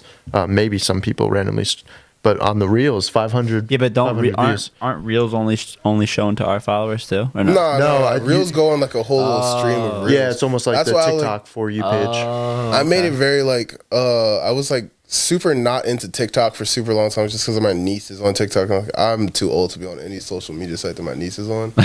But then my like shorty was like, nah, you got to get on that. Like, and it's been really lucrative since. But reels on Instagram, just as fucking good. People don't really have long attention spans for like full videos, especially of you like tattooing. Like no one wants to see me pull lines for 2.5, 3 hours. You know what I mean? But if you put some cool music behind it and shit, people send that around. It's like the reels is like what really I think is your internet presence right now. Those like quick little videos. Oh yeah, no, Will's been killing it with those too. No, I've noticed those shit's fucking hilarious. They're so funny. You're busting. And the way he edits them too, like the most recent, no, not the reel, but the TikTok that he made with the Mark Cuban with from Shark Tank. Yeah, that was crazy. And for that reason, I'm out. That was so good. I feel like I was listening, like I saw the clip of the Sophie one, and I was remember you guys like, you wouldn't let OBJ shit on your chest. And I'm just like, that's cap, bro. Like, I love Soph. She was cool as hell. Like, shorty, like, again, another Deerfield person. Yeah. Except for a long time, she was homeschooled. So it would just be like when you're riding your bike and you say, who the fuck is that girl? And, like, you're all a bunch of fucking, like, horny kids like, oh. You see that girl behind my house? You better get home before I don't let you. Exactly. Yes, sir. But yeah, finally a good fucking day, Matt. Have a fucking day. I've been waiting 37 episodes for that joke. It took half that bottle and some of this Douce. Some Douce do it to you, baby. It was all the Douce. Things changed once the Douce was handed around. I'm telling you, man, it's Henny and a turtleneck. It's a classy man's cognac. But yeah, no, like I saw that episode and I was just like, she's like, oh yeah, I wouldn't let OBJ shit on my chest for no amount of money. I'm like, cap. I'm like, cap. If I put $2 million in front of you, you let me poop on you. Like if you put $2 million in front of me, I'm pooping on. I'm gonna let you poop on me. I'll poop on myself. I don't give a shit. 2 M's. A shower can take. Like I'm pretty much getting paid 2 M's for taking a shower. That's all it is, bro. I'm just taking a shower. Like that's a fair point. So you've never been pooped on? I've never been pooped on, but if you put ever enough. Pooped on? Ever pooped on anybody? Nah. So you're not pooped or poopy. But I'm. Where do you draw the line? Where do I draw the line? I don't personally want anything going inside of me. Like, I don't like that. But if you finish it inside of me, it's going to be a whole sixer. Yeah, bro. But nah, I'm saying, like, anything other than that, like, I'm pretty much game, bro. Like, I've gotten, for a while there, like, you ever hear, like, see, like, on, like, memes where it's like, girls fuck broke niggas? I was that broke nigga fucking, bro. Like, I was, like, I can tell you right, like, off the muscle. Like, it was like, doesn't matter if you have money or not. Shorties will give you, like, yeah. Like, shorties give you, yeah, if you light skin with tattoos, it's easy. So I was just, like, broke, and I was just like, fuck it. I could barely make rent, but, like, Yo, how bad did that hurt? Bad. What was worse, this or your head? Nah, so this wouldn't have been as bad, but I got this tattooed in Maryland, where it was like so like I'm referring to his neck tattoo, by the way, for the listeners. But so like there's different types of tattoo machines, and so the way traditional tattoos are usually done are by coil machines or rotaries that hit very hard, like hit the skin hard. And so usually this tattoo, like if I was to do this tattoo on someone else, it would probably take me about an hour, maybe an hour, 20 minutes. You know? Really? Yeah, I'm really good at traditional at this point. I can pull lines like nothing. But the difference is like he was using one of the pin machines, the new age machines for like dumb shit like watercolor machine, like tattoos and shit. So like he had to go over the lines a lot to make them as thick as they need to be because they don't hit the skin that hard. So they wasn't making as much of a mark, so it wouldn't look the way I wanted. So it's like a thinner needle, basically. No, so the thing is, it's like the needle. Even if you use like the same 9, so there's like it's defined by like the amount of needles at the end, right? So like because I know like when I've got, not that I don't know anything technical at all, but I know that like when I've gotten like this guy, the guy who did this one, when he did shading, he switched a needle and it was like way faster and like thicker almost. Someone did shading, yeah. So like that's like a shading machine, yeah, right? Well, you should have a shading machine, but you also have like a shading needle. So like the needles that you use, a lot of people have like carts. Like I don't know, you want to bring that up? Like you look at needle cartridges, like shading needle cartridges. Look at that shading needle cartridge. So like a lot of people have those now, which is like the new wave of like tattoo machines.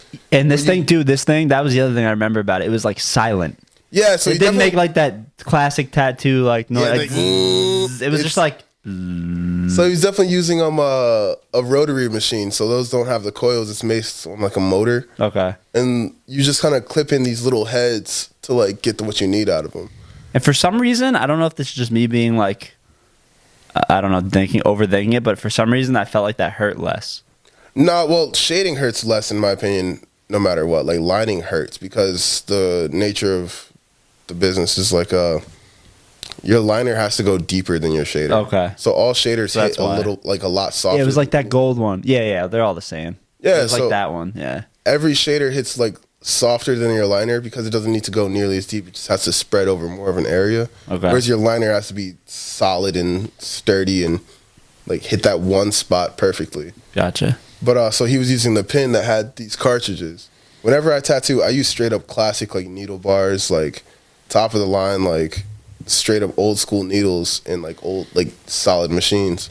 And so like the nature, well, I keep saying the nature of tattooing, but like traditional tattooing is supposed to be done quickly because they used to do it in like an assembly line almost. So there was one guy that did your lines and you'd move on to the next chair, and then one guy did your shading and you move on to the next really? chair. Yeah, and then one guy did your color and that was it, and you get out because, you know, sailors would like dock in like to certain towns and they would line up for like a long time, and it wasn't just one guy doing like all these tattoos. It was also super dirty because motherfuckers using the same needles, using the same ink and shit. It was gross. Yeah. But that was like how it went.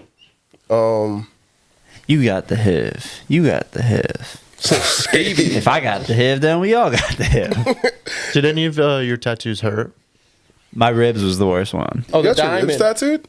Yeah, I didn't know that. The diamond that Ryan always makes fun of. Hilarious. Is that a Duchess diamond tattoo? No, that's not why we got is. it. No, that's not why I got it. That's a Duchess diamond tattoo if I've ever fucking seen So one. why'd you get it, man? Why'd you get one? Yeah. Me and Cam actually got the same exact tattoo.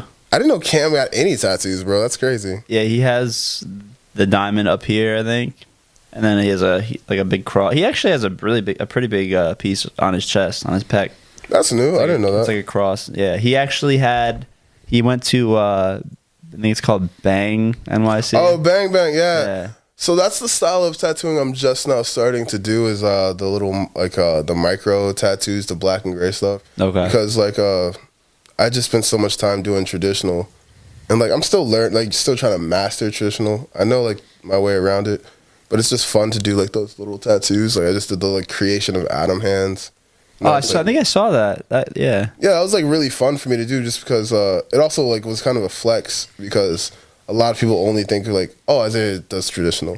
I'm like, if you're good enough at traditional, I truly believe you can do any other style of tattooing with like ease. Because traditional. Yeah, it came out good. I did see that actually. Good looks, man. Yeah, no, like like, is that an ankle? Yeah, it's like right above his ankle. I actually tattooed that guy.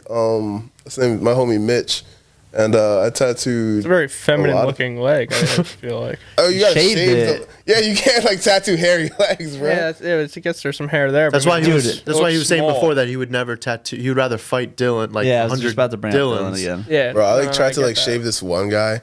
And I was just shaving him from out. I went through like 3 razors. I'm like, what the fuck is wrong with your body, bro? Like, is the quarter there for size reference? Yeah, because I want to show that like I can do tiny tattoos and stuff like, you know what I mean? Like a lot of like most of my work is very bold and striking. So it's like I wanted to just kind of show people like, yeah.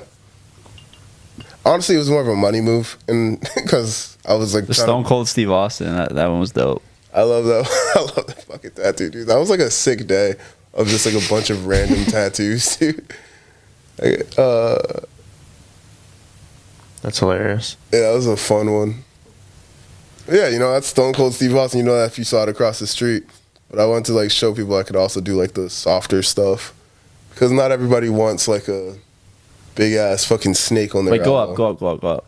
Right, that one, yeah. That one was pretty fun. Another That's traditional piece. Very easy. Is that color or black and gray? Straight up black and gray. Whenever I do a black and gray, I usually try to post it in black and white so you don't see the redness, so you can really see the change in values. Yeah. But yeah, I like that. Do you have like I'm a one that you've done that's like your favorite, like you're most proud of? Yeah, actually, if you go further down, a little bit further down. Wait, top left. That's probably my favorite tattoo I've done on my buddy Davin. I don't know. Davin? Yeah, Davin. It's not David Davin. And it's not Davin. No. Yo, I can't wait. Hold on. I'm going to fucking... Because that's super funny. He hates it when people call him either of those. But yeah, no, dude, it's hilarious. His name is Davin. And how's it spelled? Davin? Yeah.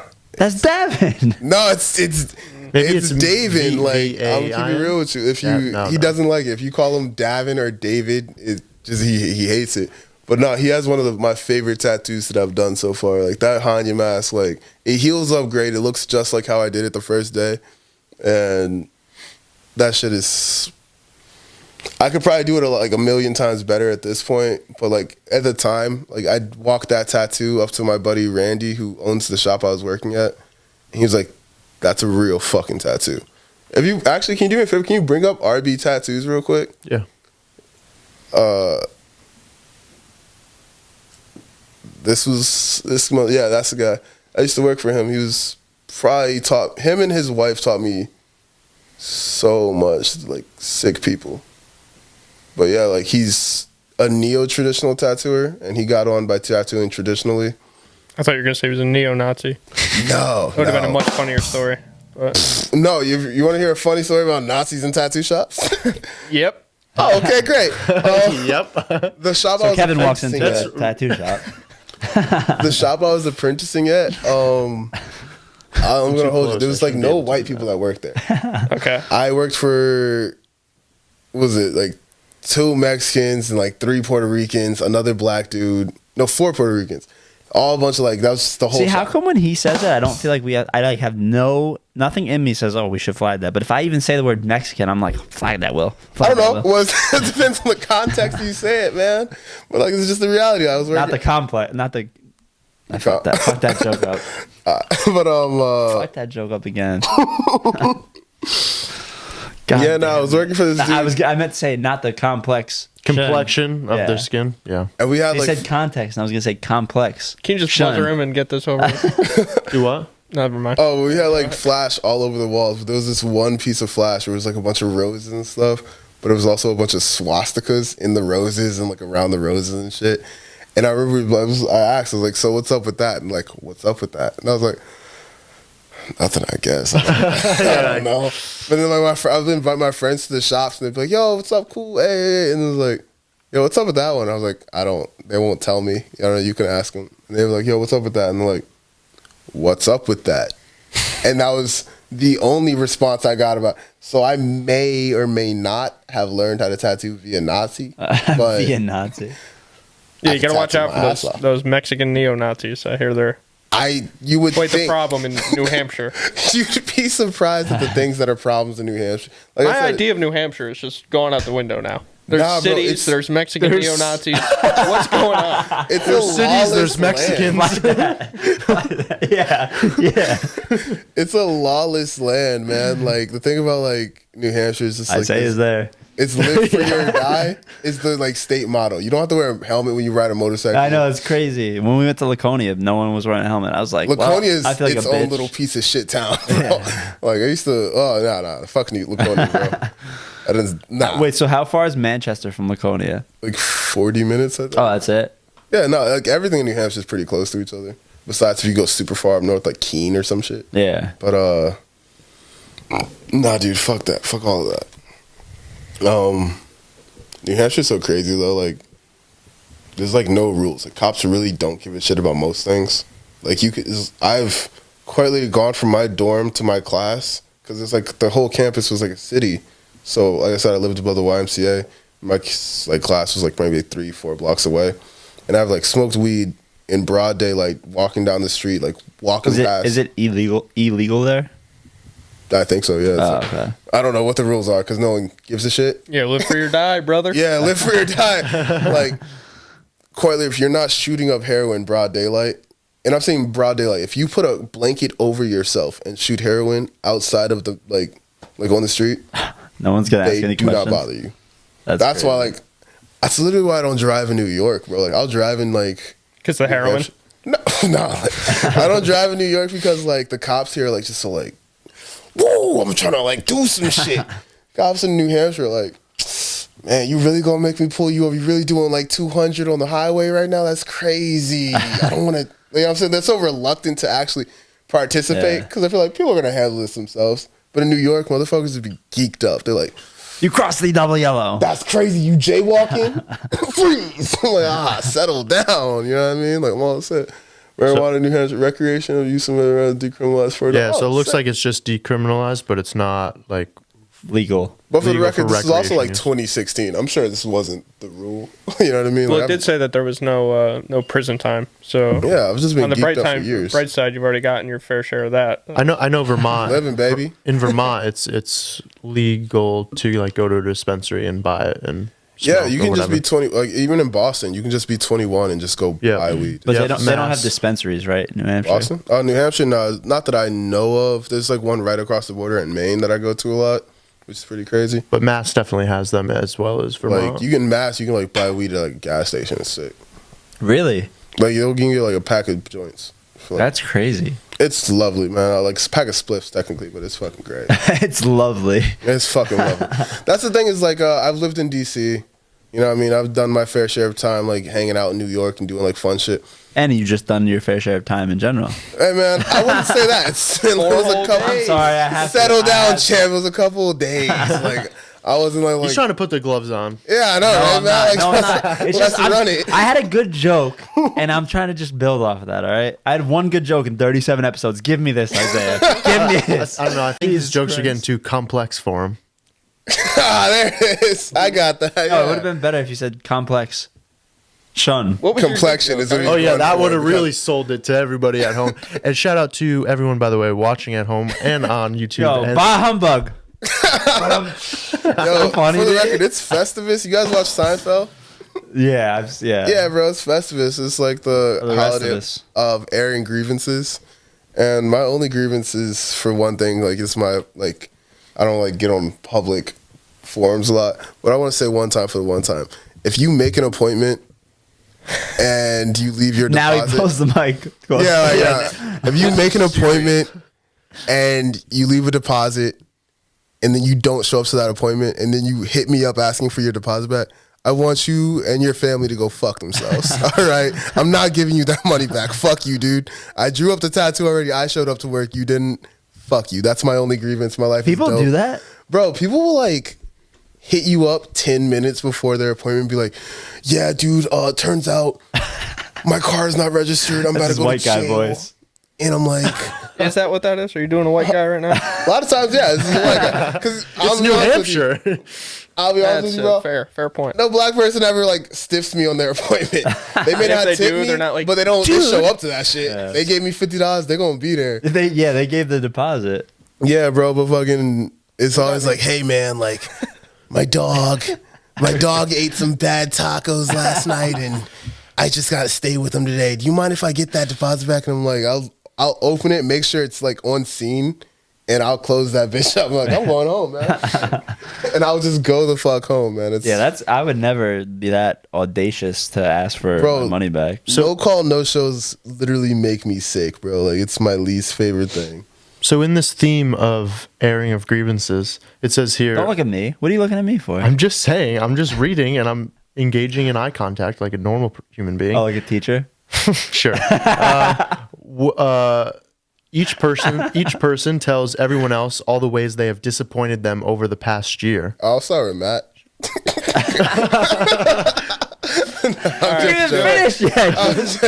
I did finish. So, do we want to do that as a Wait, what is this? What is this? It's Festivus. It's Festivus. A holiday for the rest of us. Wait a minute. Airing of grievances. So I have to say how each one of you has disappointed me? Yeah. In the last year. I haven't seen Isaiah in years. I meant more for like the pod. The pod, guys. We've been doing this for like, 2 months now? We got this is episode 38. All right, go ahead. You go first. Well, I don't... it's Christmas gifts. We get it. No. Yeah. On to the next. Okay, put words in my mouth. Oh, you know what? That's my biggest grievance is this narrative that you keep trying to paint and push out to the public that I am ungrateful for these things. I am we have it on video. I am here. Oh, great. I'm putting in the thanks work for this. Oh, a name tag. I am putting in the work behind the scenes. I don't just show up. I had this good plan until you made me put on this fucking Santa Claus shirt. I'm gonna just say, to be fair, since being here, he's done like the most work out of any of us. Me and Matt have been drinking constantly. But he's the producer, so that's how it's supposed to be. But I'm just saying, like, I just feel like, personally, being the guest on the show, it just feels like he's keeping this thing running right now. Well, this is what I wanted to get to. So Isaiah didn't even know about the drinking thing because I don't think like Matt's with the whole. That's why I was trying to ask. Oh, was I not allowed to drink? No. I'm drinking with you, bro. I don't know if I'm enabling your habits right now. Well, yes, but thank you. I mean, I'm sorry, man. No I'm one's from New trying to Hampshire, break bro. That's these the most alcoholic state in like the country. Is it really? Yeah, dude. That's honestly half the reason I got post quarantine. I was finessing the government for a little bit, bro. So I was tattooing, and I heard the niggas was getting $700 a month, and my homie, not named Isaiah, was also like, "Oh, let me get in on that." And so I just signed up because there's no real record of him tattooing. And so he was like, "Yeah, I'm getting $700 a week plus tattooing. So what am I spending on?" And I was at the bar every night with him. And so I was just geeked up all summer with my buddy, just drinking. Your buddy, not Isaiah. Not Isaiah. His name's DeMarco O'Malley. I don't know. What did he look like? Light skin, tattoos, and doesn't like when people ask questions. But yeah, no. So it was pretty crazy. It's I have been on a straight up bender with my buddy, and then I was stopped because I was like, "Yeah, man, I'm kind of fat," and so I had to start working out and hitting the gym again. But the hardest part about that all is I wasn't drinking for the sake of I wanted to be drunk. I was just so fucking bored. You know what I mean? I feel you there, brother. I know you really do fucking feel me because this. I've been here for all of 2 days. This is my second day back in Poland. I'm yo, what do y'all do? Where do y'all eat? This is what we do. Yo, it's shenanigans, man. Someone hit me up and y'all go to the bar. It closes at 10. I'm the bar closes at 10? Yeah, the rules here are fucked up. I don't know if y'all eat at night. Isaiah's talking about how I don't know if they could hear because of the mics. Sorry. No, you're good. He was pouring a drink, guys. It's okay. Shout out, gang. No, Isaiah. Matt is okay with that. For the record. Isaiah was saying how the bar is closed here at 10. Well, thanks. Oh, he's not there. He fell. He was. Oh. He must have fallen. We had Cuomo up here. That's why the bar is closed at 10. Fuck Governor Cuomo. But yeah, so he's got all these fucked up regulations because apparently COVID only comes out after dark. Fuck Cuomo, fuck Giuliani. Fuck COVID. And fuck Big Bovid. But yeah, nah. So it's just weird being out, and I like, honestly haven't been going out in like New Hampshire at all lately either. So like this is like the first like time in weeks that I've really been like drinking consistently. Like yesterday, I like damn near almost killed half a bottle of Henny just like hanging out with my mom. Wait, so I don't know. So that's like It's cognac. Yeah, it's cognac. Okay, so like that's the same type of liquor as Henny, though, right? Yeah, so this is like Henny's cool older brother. Yeah, this is way better than Henny. I've had Henny. This is way better. Smooth, especially if you drink it cold. You don't taste like you really get like the real. It's like fruity almost. I like the way someone described it to me was like wood almost. Like you get like a lot of taste of like up front. The outdoorsy almost. Like it's just very easy to drink. Yeah, and I think that's my favorite part about it. I stopped drinking Henny for a long time, but like my shorty ended up like we went to the liquor store and they didn't have any Douce, and I was like, I guess I'll just get some Henny. Yo, Cat Williams says this great bit. Fuck, I forget what he says. He's talking about like how black people are very specific with their drinks. They're like, I will take Hennessy, and if they don't have Hennessy, I will take. I forget what he says about. He says something as a backup, but then he's like, white people don't care what they drink. Fuck me up, bro. Yeah, they're like, all they care about is what they say before they leave the house. Tonight, we're getting fucked up. No, it's not even like a joke, bro, because like I won't drink anything. If it's like... Can we play this?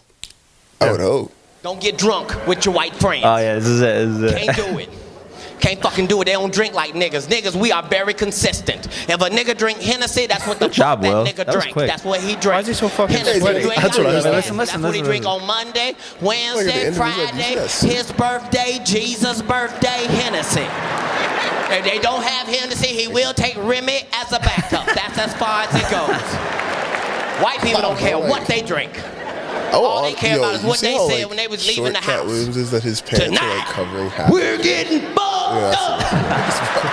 That's a little guy. Yeah, he's fucking tiny. Yeah, so me. What they care about them motherfuckers, and you gotta be careful, niggas, because they tricky.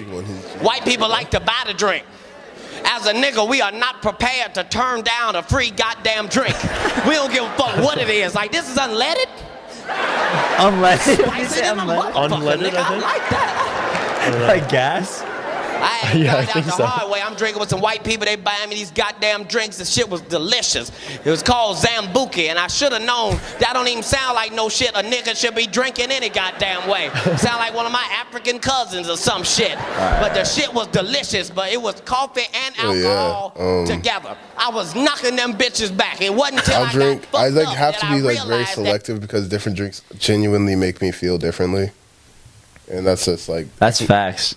I can drink Douce and relax, but like I said, I fought somebody on my birthday. Like I just like... What were you drinking then? Straight up tequila. Oh, tequila, yeah. All the way through Patron, like... I just learned about tequila recently, as you guys know. Let me tell you, man. You want to touch that? Or no? I don't know how to flag it. No, it's not. Yeah, flag it. I didn't mean you flag it. Yo, chill. Flag that. Now he's gonna flag that one. Chill. That's gonna get himself canceled, bro. It's kind of this inside. What's your opinion on headgear? Is it better, worse? Is it like? Because I don't know which sport you said. Yeah. NASCAR. No, like. No, I guess MMA sparring, because like you would, in my opinion, I'd rather get the head trauma than get cut. Which might not, I don't know. Like what? That's why I wanted to open ended for you. I wasn't big on headgear because headgear affects how you move and affects like everything. So, like, and it makes you a bigger target, right? So yeah, kind of. But I also have been to gyms where like headgear is a requirement. Like when I was in DC and I trained with like Sadiq Yusuf and them, if I wasn't wearing headgear, I probably would have got my fucking neck broken. Because they also like so there's certain people that follow the model that like you only start sparring full speed like a week or two outside of your fight. You know what I mean? Okay. Other than that, it's just training. Sadiq and like those dudes in DC, they like train for a race by like racing full speed every day. I have never walked into a gym and felt like... So like they basically just sparred all the time? They didn't just spar all the time, they sparred full speed. Like, they fought. They were hitting. You know what I mean? And so like, and honestly, like you'll see it. Like he gets in there and like he'll throw bombs. One after another, bang, bang, bang, bang, bang, bang, bang. and he hits like a fucking truck for what was he, a 145. And they wear headgear or don't wear? They wear headgear because they're not scared to get hit. They're not scared of these big hits. Yeah, but how much does headgear actually absorb? A lot? I would say enough because it depends on like the brand. You know, you can get some cheap headgear that like covers your fucking forehead, or you'll get some fucking really good headgear where it genuinely protects you and absorbs like a general impact. So you're more conscious during the fight, and I think that's where fights are won is like if you can remain thinking. It's really just chess when it really comes down to it. Like if you can think a little bit faster than the next guy, so he's thinking he's gonna beat you here by taking this, by like hitting you with this hook, but you turn just a little bit so the hook slides off and he feels like he made it, but this uppercut while he's fully extended hits him right on the chin and he's staggered, and you know what I mean? So it's just a really weird chess match. Yeah. But I feel like that headgear gives you it's like a, what is it called, a double-edged sword. So like while you have way more confidence in that, you also think you can take bigger punches than you actually can. Right. I mean, like when you take it off, you mean? Yeah, so when you take it off, you think you can take right. it. Oh, you hit like this all fucking day. But in reality, when you hit those 4-ounce UFC gloves, like those shits are hard. So like for sparring, like if you're sparring with someone who you like, because that was kind of one of my questions too, like you can spar with people, you want to spar with people that you know how they, like that you know, right? Because some people have no chill and they'll just go full speed. I like sparring with those guys though. Oh, really? Personally, I feel like you should be, as a good fighter, you should be able to spar with anybody. I can spar with guys who like it's their first day in the gym and like they want to get a feel for it and they want to like understand like, and you know, learn how to keep your hands up. I can spar with those guys, and I can spar with guys who've been fighting the UFC for the last 10 years. It's all about just knowing who you are. As long as you can keep your wits about you, you can fight your fight. Now, sometimes your game's not going to beat their game, and that's one thing. No, but I meant more like, isn't there guys that, like, I think normally when you hear about these people, they're like white belt people who are just going to go all, like, full speed. If you're worried about a white belt in the gym, bro. Not an actual white belt, but I'm saying like white belt mentality where like they're going to go full speed on you. Like you should, isn't that like a no-no kind of? Like it's a no-no, but also at the same time, like the only guys who do that kind of shit are guys who haven't really got punched in the face. Right. And so you're going to beat their ass the second they turn it on anyway. Yeah, it's kind of like your rite of passage. If you're going to stay at the gym, you got to learn how to get hit in the face. So if you come into that gym, in any gym, and you think you're Johnny Big Dick and you're going to fucking swing your balls everywhere, I guarantee you will get laced up for the next 2.5 hours. Yeah, or however long the training. If you make it out of the conditioning that like just the warm-ups and you're actually into the sparring and you sign that waiver, me personally, I'm going to do some highlight reel ass shit. I might even set up my phone. I'm going to tornado kick you. If you hit me hard enough in my nose, I'm like, oh, we're fighting? Let me give him 1 second. He's like, oh yeah, you know, I've been fighting. Like, this is my favorite. Is nah, I've never really fought in the gym, but I beat everybody up on the street. And I'm like, cool, love that. So you're like undefeated. Yeah, no, I'm never lost a fight in my life. Oh, okay, cool. Love that. So there's a video literally on my Instagram of me just like lacing somebody up. On like my personal Instagram, if you go to Pineapple Rari, yeah, there it is. If you go up, it's like one of my favorite videos. I'm just like lacing this kid up because he went in and he fights 185, but he was only fighting like 155ers, 130s, right there, right at the underneath the picture you're on, that one. And I'm just like lacing him up because he's just been beating everybody up, like the little guys all day. And I'm like, let me see if I can do some fun stuff. And I just got his hands down. I'm moving around. I'm like, I think you almost took him down there. Oh, there's a sweep coming where I'm just really fucking rude. Yeah, but you almost sweeped him with just a leg kick. Yeah, because he was walking around like he had a huge fucking dick, and I was like, oh, let's see it. Let me see what you got, champ. And I'm just like in the clinch. I'm like eating his hits. I'm like, you fight 185. I also fight 185. Welcome to New Hampshire. The way Isaiah's punching him is hilarious. He's just like, yeah, I'm just like, pop, just dropping him in. And I gotta fight my buddy Nick. Nick actually just recently fought CES. And he beat up John Gotti, the gangster's grandson. Yeah. It was actually a great fight. I love it. But Nick is probably the only reason I'm a good fighter right now. That motherfucker can bang, bro. The motherfucking fights. But yeah. You see what I mean? Like, I beat the shit out of that kid. And he actually never came back to the gym that day because he couldn't beat up on 145ers anymore. And I was like, yeah, stop being a little bitch. So does headgear help in your opinion? Like, if all right, say you're sparring full out, headgear is gonna be like, am I gonna end up being better wearing headgear or not wearing headgear? It literally depends on how you fight. If you're an outside fighter, headgear doesn't really matter. If you're an inside fighter, I would wear a lot of headgear. Like, if I'm in the clinch a lot and I'm constantly just like hitting little shots to get a big shot, because that's how inside fighters are, then yeah, you should probably wear headgear when you train. But if you're outside and your whole game is like kind of just like movement and like setting up shots, then you shouldn't wear headgear, because then your defense is going to be lacking, because you don't really know what your movement actually is. That makes sense. But yeah, like, so everything that grazes your headgear, you're going to start overcompensating when you're not wearing headgear, so you're going to go further. Like, you know what I mean? Yeah, no, that makes sense. You're going to start training? Hell no. Are you fighting at 105 now or something? 105. 105? Yeah. Damn. I would fight someone, but I would not. I'm not going to train. Dylan's not. He weighs like 20 pounds more than me at least, and that's at his lowest. I will, if I set you up like with a meal plan, like a workout, not like. Also, I love Brendan Capo, love him to death, and I like love fitness to an extent, but like I think Brendan and like a lot of my homies personally, like those not powerlifts, love powerlifters, cool people, but bodybuilders, I feel like a lot of times like don't know how to actually get strong. Like, I have my homie, he's like a bodybuilder, quote unquote, and he's like scared to push himself. He's like, I don't want to get hurt.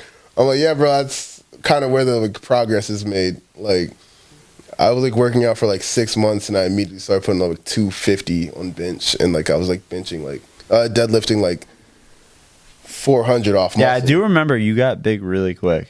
Yeah, because like when you have Coach Coleman as your trainer, it's like, yeah, oh, you can't breathe, you better keep running.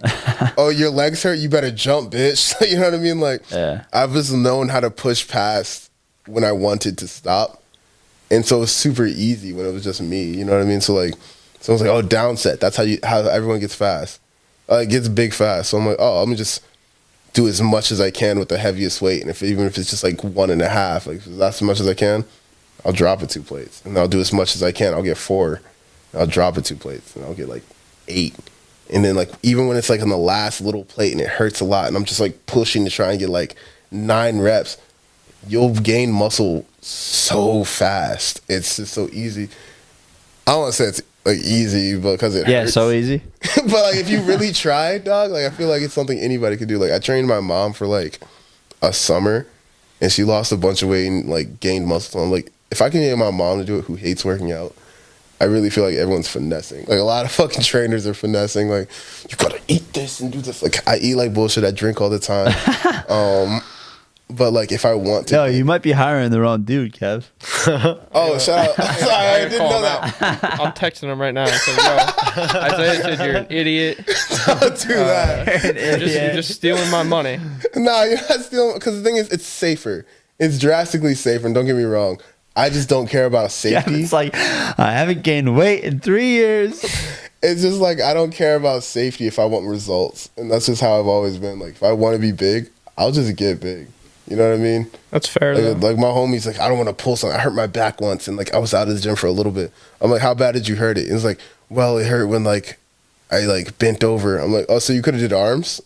And he's like, I mean, technically, I'm like, you should have did arms. Like, I've gotten hurt like lifting once, like semi herniated disc. But that was also because my mom had that's all. But it wasn't because of that. It was because I was sleeping on a couch at my mom's house for like a couple weeks. Okay. It's like I wasn't like sleeping right, and like I could still like, it makes me, but like other than that, like your body is stronger than you think. Especially like another thing you learn from just doing Pauling sports kind of is my favorite thing about it is just like there's such a small team, and so you get a lot of focus with like the coach and the athletic team.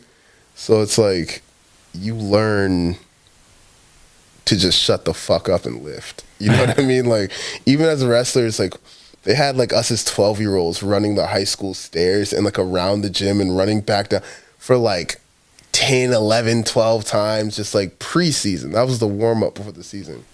I wish I did wrestling in like middle school just for the discipline alone. Like it was like militaristic. It really was like crazy. Like, if you even think about like Mike Miller, the most dog wrestler we had in like middle school, like in 8th grade, Mike Miller was like known in New York State to just be a bad motherfucker, bro. Like, and now he's known for giving Maker's Mark to people on their birthdays. Yeah, he's a great guy, dude. Mike Miller. He was a wrestler? Yeah, Mike Miller could wrestle his ass. Miller, that's Mike. He's talking about Mike. Miller, right? Yeah, Miller. Yeah, Mike can wrestle his the original. ass off. Even now, he could still probably fucking wrestle. I would like to this day. I would not. I wouldn't want to fight Mike Miller. Not just because we're friends, but because I think he's a scrappy dude and he's willing to do it. He should fight Dylan. Honestly, Dylan would get dog walked against Mike Miller. Do you see that, bro? Like I said, I wouldn't want to fight Mike. I've fought for years. I've put in so much effort in being a good fighter, and I still wouldn't want to fight this welding motherfucker. He'll still hit me up like, yo, tattoos are dope. Yo, send me those stickers. I want it for my mask. And I'm like, yeah, man, I got you. I didn't send those stickers. I'm scared to see Mike Miller because I'm about to fight Mike Miller, bro. That motherfucker's got hands. Yo, that's crazy. That last one right there. I'm not going to say who that was on the feed. I don't even know. I didn't even see it. Go back. I don't even know how I get out of this. Escape. Yeah. That's crazy. That's crazy. I know about that. Yo, I know too much about that. That's crazy. You and I both. I hope in different capacities, man. Oh, definitely different capacities. Maybe a couple inches, if you know what I'm saying. Yeah, man, I'm long as hell. Oh, but yeah, that's crazy. Speaking of inches, Kev? That's a wild way to segue into something else. What's up, baby? All right. We need you to answer this. Yeah, let's go for it. Have you listened to the podcast or no? I've listened to the podcast. All right, so you should know what's coming. I know, I've been drinking. I don't know what to say. Even better. So you wake up, and your dad is 2 inches into you, and you're 2 inches into your mom. Which way are you moving to get out of that situation? Straight to the side. You can't go sideways. You got to go front or back. It's a real tight room. It's a real tight room. I think I'm gonna do I'm just gonna elbow back and push this way, like all one good motion. I'm hitting everybody. I'm hitting everybody. I'm waking up. Like I said, like I was scared to go to jail. Like, I was in there for 4 days, bro. I have thought about this. Like, what am I gonna do if I just wake up and I'm in some shit? Immediate violence, no matter what, just blind. He's just throwing haymakers. No matter mom what. and dad. I didn't even know it was my mom and dad. I'm just violent. You're just going. All right. I'm violent. The whole situation is That's violent. fair. Yeah, most people move back, I think. Yeah. That's crazy, bro. Yeah, no, from what I have seen that question, but yeah, no, violence. So I move forward, obviously. Yeah. I think like if any point like I find myself in any form of unconsensual sex, I'm allowed to just be violent to the best of my ability. That's fair. So I'm just outwardly hurting whatever's around me. And then I'll answer the questions later. You know what I mean? It's not about which way I've like moved, it's about who's conscious enough to answer me afterwards. You might have to do another 4 days for. And you know what? Like I said, the 4 days was a cakewalk. I chilled in there, bro. Niggas wasn't bothering me. I lifted some good weights. I chilled. Did not shower. It was sick. Yo, when you go to New Hampshire, doesn't the air just feel cleaner? It honestly, like, I got like off the train in Manhattan, and I was coughing. You were like probably like, ugh. Yeah, I like coughed, and people thought I had corona. I was like, nah, this shit's just dirty. Wait, so how did you get here? Train from where to where to where? So I took the bus to Boston. Boston, I took the train to New York. Oh, okay. New York, Manhattan, I took the Metro North up. Same thing I used to do when I was in school. It was just like mad easy. Word. Nice little Amtrak train. I drew. I worked on some tattoos I have coming up for like the New Year's, and I didn't do shit. Real nice time. Yeah. Yeah, I feel like when I went to New Hampshire, I was just like, it just feels cleaner. Like, it just feels like the air you breathe feels cleaner. I swear I'm 10 out of 10, bro. Like, if you're living right now in Pauling, I don't know what you do for work right now. What are you doing right now? I do heating, oil heating. I'm like a boiler guy. Yeah, bro. You can be an HVAC guy anywhere. Well, that's what my dad was alluding to. My dad does the same thing. He was like, I could get a job in New Hampshire making more than I do here. Yeah, bro, because it's fucking winter lasts longer and it's better and people are more prepared and there's bigger houses. Yeah. 10 out of 10. If I like had to give anyone advice, it's like stop. What made you go there in the first place? It was the scholarship. I got a scholarship to the New Hampshire Institute of Art, and I was like, I've never been. I didn't even visit the school. I just didn't have I didn't think about anywhere else like going. And I was like, you know what actually was weird? The University of New Haven wanted me to go play basketball, and I was like, absolutely fucking not. I was like, I have no desire to live in New Haven, Connecticut. I'd rather serve bricks. Like, no, dude. So I was like, yeah, I'll see what New Hampshire has to offer. And I went to New Hampshire. And I was like, I like the fact that the campus was like such an open, like it was just like the city. Like my dorm was above the YMCA next to like the main street. My classes were like right off of the main street and stuff. There was parties all over the place. Like the first 2 years of me being at school, like we partied every single weekend. And we drew and it was sick and I was like around artists and I still had to do like math and shit. But like for the most part, like I couldn't be the tattooer I am today if I didn't go to like that school. Fuck school, I dropped out. But I mean like I gained a lot from it while I was there. Yeah. But I mean, what made me go was like, initially I didn't really want to go to school at all. But my mom was like super stoked on the idea of it. And I was like, I'll give it a shot. And then when I was there and I was partying and I met this shorty, I was like, yeah, I'll stick around. I was like, yeah, that sounds sick. Then her boyfriend tried to beat you up. No, that was a different shorty. Right. That was the shorty after this shorty. My initial shorty was, she's like my college sweetheart. Like, it was honestly, you remember post, can you flag this next one so make sure you cut this out? It was actually post. And I was like, met this girl and I was like, last shorty I did was fucking sucky. And then fucking, I had met this girl and she was great up until the very end. This is the same girl that, like I said, what's alluded to that fight was she was like, I was supposed to sign over her apartment to me and then fucking fucked me over last minute. So the same girl, but initially it was awesome. My mom loved her. Like she used to still ask about this girl and I get so fucking mad. Like, I hate her. Like, leave me alone, bro. Like she hit me up the other like while I was in DC and she was like, do you still have that $200 for the TV? I'm like, I don't owe you a goddamn fucking thing. You don't fucking throw me into homelessness, attempt to throw me into homelessness, and then ask me for $200 for a TV that you gave me and then wanted money for after. Literally eat my balls, but you know, you've already done that. Fuck you. Like, leave me alone. Like, he's like, are you not going to pay me? No! No, I stole this from you. Do something about it. I don't give a shit. Like, I stole this TV from you. Eat my dick. I don't give a fuck. Like, no, you can't. Like, I've given you so much money. No. Like, take it out of your fucking tab. That's some petty shit. Yeah, like, honestly, she was just, like, awful towards the end. Very beginning, the sweetest girl I've ever met. It was, like, I didn't want to date anyone in college. Like, I wanted to go to college and just, like, geek up. I wanted to go to college and drink cough syrup and fucking throw some dick around like Will. Literally throw me crazy. And then I met this girl and I was like, shit. Well, I guess this is my life now.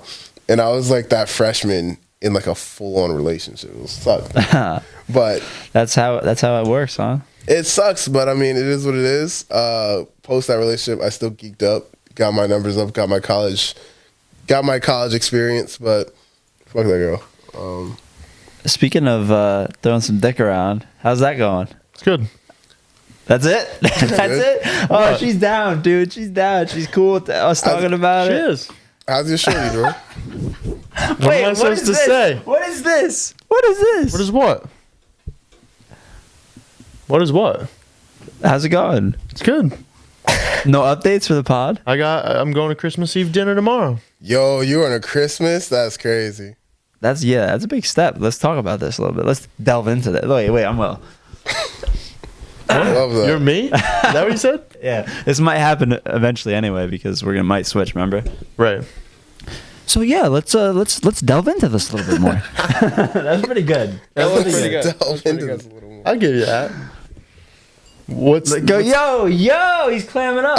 Can you answer for me? We're not gonna have anything until he's got a piece right now. I don't want to call it a girl. It's a clearly a sturdy thing if you're at Christmas Eve. That's bro. what I'm saying. That's That's why I'm saying the pod That's not deserves just your an piece. update. That's your shorty, bro. Well, I don't even remember what I said. You basically last pod. said you were like, I'm just clapping cheeks. No, I didn't say that. So you just I was trying to be beat respectful and a gentleman. No, you actually said you didn't clap yet, but you were about to. I didn't say that. I didn't say that either. Because he definitely fucked. We were about to make gingerbread houses or something. We was did last make thing. gingerbread houses. I went That's over to her adorable, house man. with her and her family, and real With her white family? real white people shit, right? No, bro. Don't get it fucked up. I am a hopeless from. I love the little appreciate shit. that. I like the movie shit, bro. Like as someone who has had a lot of just raunchy, dirty one night stands with bitches I met at the bar. I love me a good time with a bitch family. I'm wearing a turtleneck and I'm with her family. Like, oh yeah, you know what I'm saying? Oh, you know, I'm shadow boxing with the little brother. I do all the shit, bro. I love that.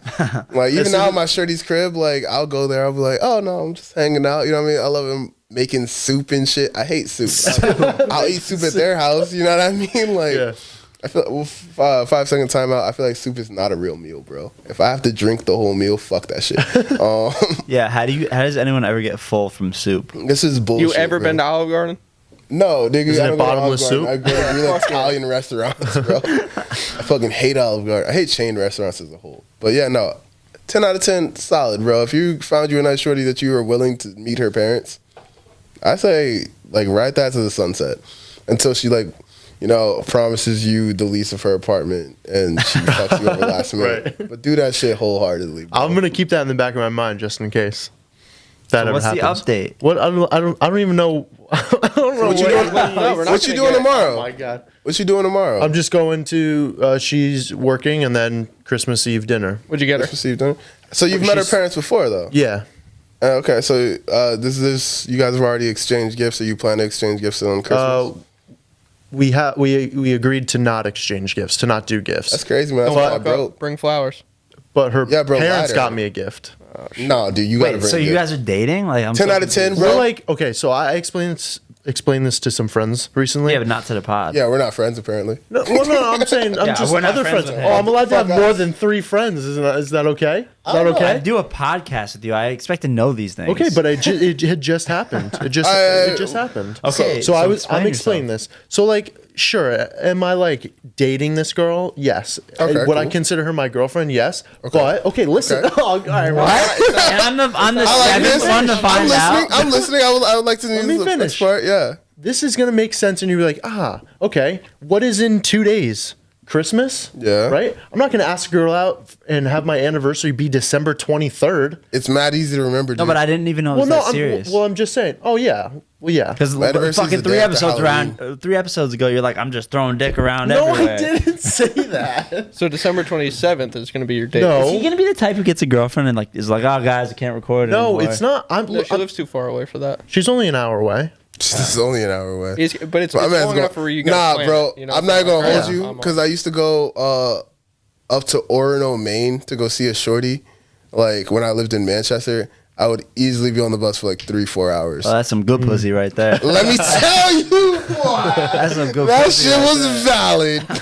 Like even when she lived, cause she lived in like Milford, Connecticut, and so you know, Legs, on his way to drop me off at Shorty's crib, on his way back, Legs crashed his V, like literally so I could be in that pussy again. Like let me tell you, Legs was drinking that day since like 8 a.m. and like I willingly got in the car with him, knowing he was like, oh shit, I'm about to die. But if I don't, I'm being some super valid shit right now. And I did. I immediately went there. I made it. Lig's car didn't make it, but Lig's made it. I think that's a successful fucking trip. Hey, But yeah. I'd say. So yeah, I'm all about the grind. If it's worth it, definitely go that hour. Do you want the bro. full rundown? Yeah. Okay, I so do, yeah. we matched on Tinder back in July. We started talking. We FaceTimed, Snapchatted like right away and stuff like that. And then we went on a couple of dates. And she had to go back to school. Wait. Where'd you go to dates to? What kind of dates were you talking? The first date we went to a cider place up in I guess Armenia Took Shorty to a Millerton. vineyard off the rip? Well, not really. Like more like like cider, not so much like wine and stuff. You're I don't know. It's like splitting hairs, but yeah, Sure. you did a real date. I'm saying you didn't. Yeah, real. This date. wasn't chicken wings and fries. You No. really took Shorty out. Yeah. All right. Well, we agreed on a place. It wasn't just like I was like, hey, Yeah, no, I'm just asking. These are important details. Yeah. I'm just saying, like the place you chose, Right. And then like what second date was like a movie No, mini golf, and I golf. wiped Wow. the floor with her. off the muscle. So you were pretty confident what? in this Shorty. Like, Do what? I wiped the floor with her. I beat her by like 30 strokes. so you're pretty confident off rip just that kidding. this girl was like You beat in her really- 30 You strokes? enjoyed this girl's company. Yeah, absolutely. All right, so that's pretty Yeah, sick. she's one of the best people I've ever met in my life. I love that for you. Yeah. All right, continue. Blacked out. You got a ring blacked too, or No, I don't. Nah, I mean, And then the third date, she came over I picked her up from her house for the second date to go mini golfing. So that's when I first like met her parents like really quickly, and they loved me, of course. And What a bad Joji character. Yeah. well, they don't know about the pod. So wow, Jesus. and for the third date, she came over to my house, and it was like summer, so we swam in my pool and we hung out. this has been going on since summer? Well, but you had then- to kick the neighbor out of the pool. Jesus Christ. Jesus Christ. She had to go back to school, and so she was just like, High school. to college. Okay. I'm trying to give him a high five. He keeps smacking the couch. Anyway, it's not That's gonna funny look anymore. terrible on video. Is it still on? It is. Okay. It was working this time. Nice job. We got it. At least something's going well. Somehow he's the producer, but I'm still the tech guy. It's an effort. It's a team effort. So you said her parents got you a gift. Yeah, they did get me a gift for Did you Christmas. get them a gift? I brought a bottle of wine for when I went over for gingerbread houses. That's not a gift. She loved the wine. The mom. I'm sure they did, the mom but loved that's the not wine. Christmas, bro. Well, it wasn't Christmas though. So what are you doing Yeah, I for them know. for So Christmas? what are you getting them for Christmas? I am bringing an apple pie. I don't really shit. have like a gift for them. Is it like a one in a box? It's sounds a like Costco apple pie. Yeah, that's what it sounds like. in a box? It's a Let big. me tell you it's right a big now, apple bro. pie. If you have $120, get them an air fryer right now. Air fryer is a Why perfect an air gift. fryer? Anyone who owns a home should have an air fryer. They're moving soon, He's so right, I don't know if they they're good. want more stuff. Where are they moving to? I don't know. They don't. I don't know. Air fryer or I'm not sure. I bonsai don't know tree? that information. Where For some odd reason, people love bonsai trees, bro. You get them a bonsai, even if it dies in like 6 months, they'll like remember that you got them one, and it's like you can go to Walmart and get one for like $60. I don't know what's. What are you happening. bringing her? Who? Marge? Your girl, yeah. Her name's Marge. Mm-hmm. Like, oh, that's cool. Yeah, like Marge from The Simpsons. Yeah, Yeah. That's what I was like, Yeah, oh, short yeah. for margarine. yeah, bro, you're living pretty good, bro. Short for margarine. Is that what you said? Where? If you're not doing gifts, you got to bring her something. Still. I don't know. Small, whatever. Bring her fucking flowers and a card, a Christmas Yeah. card, and say, I was thinking about you. Right. Just like that. Say it in that tone. I was thinking about you. About you. Where are you? Shit's high. So I met.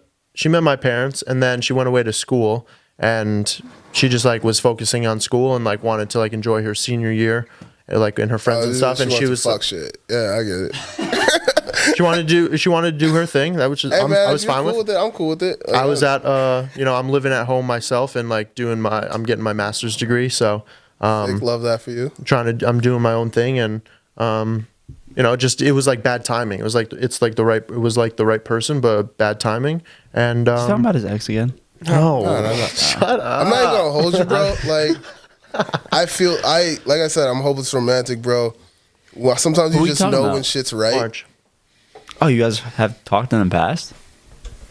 I'm saying, well, she went away to school. They I matched went on on the Tinder. They went on some dates. She went back to school, said this isn't going to work. She came back from school, said, hey, let's try it again. Now they're trying it again. Yeah. There's Oh. yours. Yeah, Thanks, no. I missed And that. I was saying, like, again, like a hopeless romantic type shit. Like, I immediately slid in my shorty's DMs, like literally off like a bender. I was like living crazy. I was fighting all the time. Like, I just had a lot of clout in the city, and so like usually up until that point, like every shorty I was talking to, I was like, I could bag. And I hit my current shorty's line, and I was like, hey, what's up? Like, I'm trying to like take you out. And she's like, no, you're really funny on Twitter. I'm not interested though. You're cute. Ha, bye. And she curved my shit right off the muscle, and I was like, oh. But she said I was cute, and so I immediately just like kept trying to game, and it took me like 2 months just like hang out with her, and then like another 10 months of us just being like dope ass friends, and then like now we're like been dating for like a good amount of time, like probably like, you know, a little over a year. And so I'm saying like if it feels right, like right from the rip, I usually say send it, because like what's the worst that could happen? Right. Or like I said to a friend earlier today who's like kind of going through like a similar thing where it's like talking to somebody and then like not really hearing from them and like just kind of like bad timing sort of thing. And I like to think that it's better to be like upset if something doesn't work out than to like live in regret and like not give it an opportunity to like give it a try. Like say, nah, I ain't gonna get hurt or some shit like that. Right, like I'm not gonna mentality. Yeah, like to like be like, oh, like no, I'm not gonna like let myself like feel emotions. Yeah. Like I don't know. That maybe like that's just like my way of thinking about it. I'm Like, not gonna let myself feel emotional. That sounds unhealthy as shit. well, no. I'm saying that's not what I do. Like I'd rather get hurt and then be like upset afterwards by like at least trying to give it a shot and things just don't work my way than like live in regret and like not give it. Yeah, there's a quote I like where it's like, if you love it, let it break you. And like, if you're not willing to like really like put yourself in some shit, like if you're not willing to like lose something in it, then you really don't love it. You know what I mean? Like, if I was to wake up tomorrow and my left hand was broken to the point where I couldn't use it and I couldn't tattoo ever again, I genuinely feel like my heart was broken. Like I would feel that shit. But also in the same way that like, if I woke up tomorrow morning and, you know, like I got my heart broken by my shorty or whatever, it's like, you gotta like, if that's the only real way you could ever know you really love something, if it hurts you. Because I have left. So are you saying that you wouldn't care? No, I'm saying like, if your girl left you. No, I'm saying like that's the only way you would know, because I would care. I would be hurt. And that's how I know I fuck with shorty. But like if I've dated a lot of shorties that were like, this isn't working for me. I'm like, that's cool. You know what I mean? Like, oh man, that's it's working for me. It's very like low, like, you know, low maintenance. I'm coming home and you want to come over, and so that's pretty cool for me. You know what I mean? Like. You gotta like really give yourself to some things and then not give yourself to some like anything at all. You know what I mean? So it just really creates the feeling, in my opinion. Like I said, like a part of, I believe, the human experience is knowing when to give yourself to shit. Like I've known Matt for a lot of years. And you like, gave yourself to this guy? No, he took it. Fuck you. Just joking, but no, like, when you see passion in people, I think that's very important in like art and athletics and just in life. Like, you have to understand that. Like, remember when Marco broke his ACLs, like just getting out on him, but he was still like on the sidelines, like just banging out threes. Yeah, he still started on senior night. Yeah, like you he's see on crutches. That, and that's just like, that's passion. That's really something that like someone is willing to like lose everything in order to gain just a little bit. And I think that's really important to like make yourself a better person. I feel like not enough people ever really experience that, and that's what like separates the people who get stuff and the people who are given stuff. And so as long as you're willing to like lose shit to gain shit, you know, gamble a little bit, you know, risk it to get the biscuit, blah, blah, blah, blah, I think your life is in a whole going to end up in a better spot than someone who played it safe the whole time. I agree. So, yeah, man, I mean, and so I'm playing it safe here. Let me explain like why I'm not like officially like boyfriend and girlfriend with this woman. I think it's a terrible idea to like have my anniversary be like the 23rd of December or in and around Christmas and New Year's. I don't want to have like a back-to-back, like have to give. Dude. You know what I mean? So I'm going to do it in like the middle of January. Give me like a nice little break from Christmas, you know, celebrate in middle of January. And then there's Valentine's Day on the other side of it. Isn't that smart? Well, come on, tell me that's not like smart. It's a good idea because like my anniversary is literally November 1st. My birthday is September 11th. Shout out 9/11. Yeah, are you flagging that? Are you flagging that was good. No, that was good. I was born. It's my birthday, but her birthday is September 30th, and then there's, you know, like so immediately Thanksgiving. And then, like, just right there. All the holidays. All the holidays. So, like, it's in the smack middle of all that shit. And it sucks because, like, I go, like, from my birthday of just, like, a bender of drinking and, like, planning. Like, usually I plan myself a pretty sick party. and then her birthday where I gotta get some cool shit, and then like I gotta plan like a trip home for Thanksgiving, and then I gotta plan fucking gifts for my family and Shorty again, and then right into like New Year's where I gotta like plan to go out, and then I gotta plan in for Valentine's Day. Shit, literally my money is so stretched at some bullshit I don't even want to fucking do. So like, yeah, no. Well, but I feel like that's move. at least better than that's better than like having it like a couple of days in between and then doing the whole like, oh, like let's just do it as like one combined thing, like, and it not be like its own special individual thing. Maybe that's just the hopeless romantic in me wanting that. Why do you think it's a bad idea, Kevin? Your wallet. Yeah, Your wallet. You're saying you're I'm stretching it out. Yeah, you get her a good Christmas present, and then Mariah, you're listening to this, right? Oh, she knows how I work. I'm a present guy. So you get her a good Christmas present, and then you get, 2 weeks to recoup the money from your job that doesn't pay you right now. And then you got to spend it again. And then you get 3 weeks, and then you got to spend it again. Bad move. Nah, I feel like it's a good move in the long term, because like, how many times have you like been with a shorty and like your anniversary like snuck up on you like at random? You're like, oh shit, fuck. But like, if you know Christmas is coming around, you're like, oh shit. I like that. I hadn't thought about that. That one's true. That's a good point. I know for a fact like my shit's like coming up just because like, shit, I'm thinking about going home. Like, oh shit, I gotta think about all this other stuff too. But also like, like he said, a wallet. That shit. Yeah, that's true. Like my shorty. I feel like it's also odd though to not date someone because of the. Well, like we are, but it's just not like official. Like I haven't asked. You know what I mean? All right. Well, can I ask you this? How is that gonna work? Being an hour apart, like. What do you mean? Not that it can't work, but I'm just saying, like, what is the plan? That's pretty easy. Date and see each other when we can, and she's almost done with only school. an hour. That's like No, I'm not saying it can't work. That's not what I'm really saying. like. Like, I don't think No, an I'm hour just is a long- curious. I've never done that. Well, like this past weekend. You haven't, but you've been known to geek shit your whole life. I want to say, as far as I've been like aware, like Matt has always been just like, he's a big fish kind of guy. What does that even mean? 6 1/4. Off the rip, you were just always geeked up, bro. Like, as long as I've known him. Yo, you want to know my first memory of Matt Morrison? My very first memory. I moved to New York from Minnesota because I lived in Minnesota for a year. I think I was friends with Dara, and then someone had told me, like, yo, Matt Morrison wants to fight you. I didn't even know who Matt Morrison was, and I was like, bullshit. That's bullshit? Because John even came up to me in the hall and was like, yo, you're going to fight Matt? And I'm like, who the hell is Matt? I have no idea. I'm not going to run from him, but I'll fight. Little did I know at the time. Fight him right now. Let's settle this. At the time, no, bro. Yeah, real talk.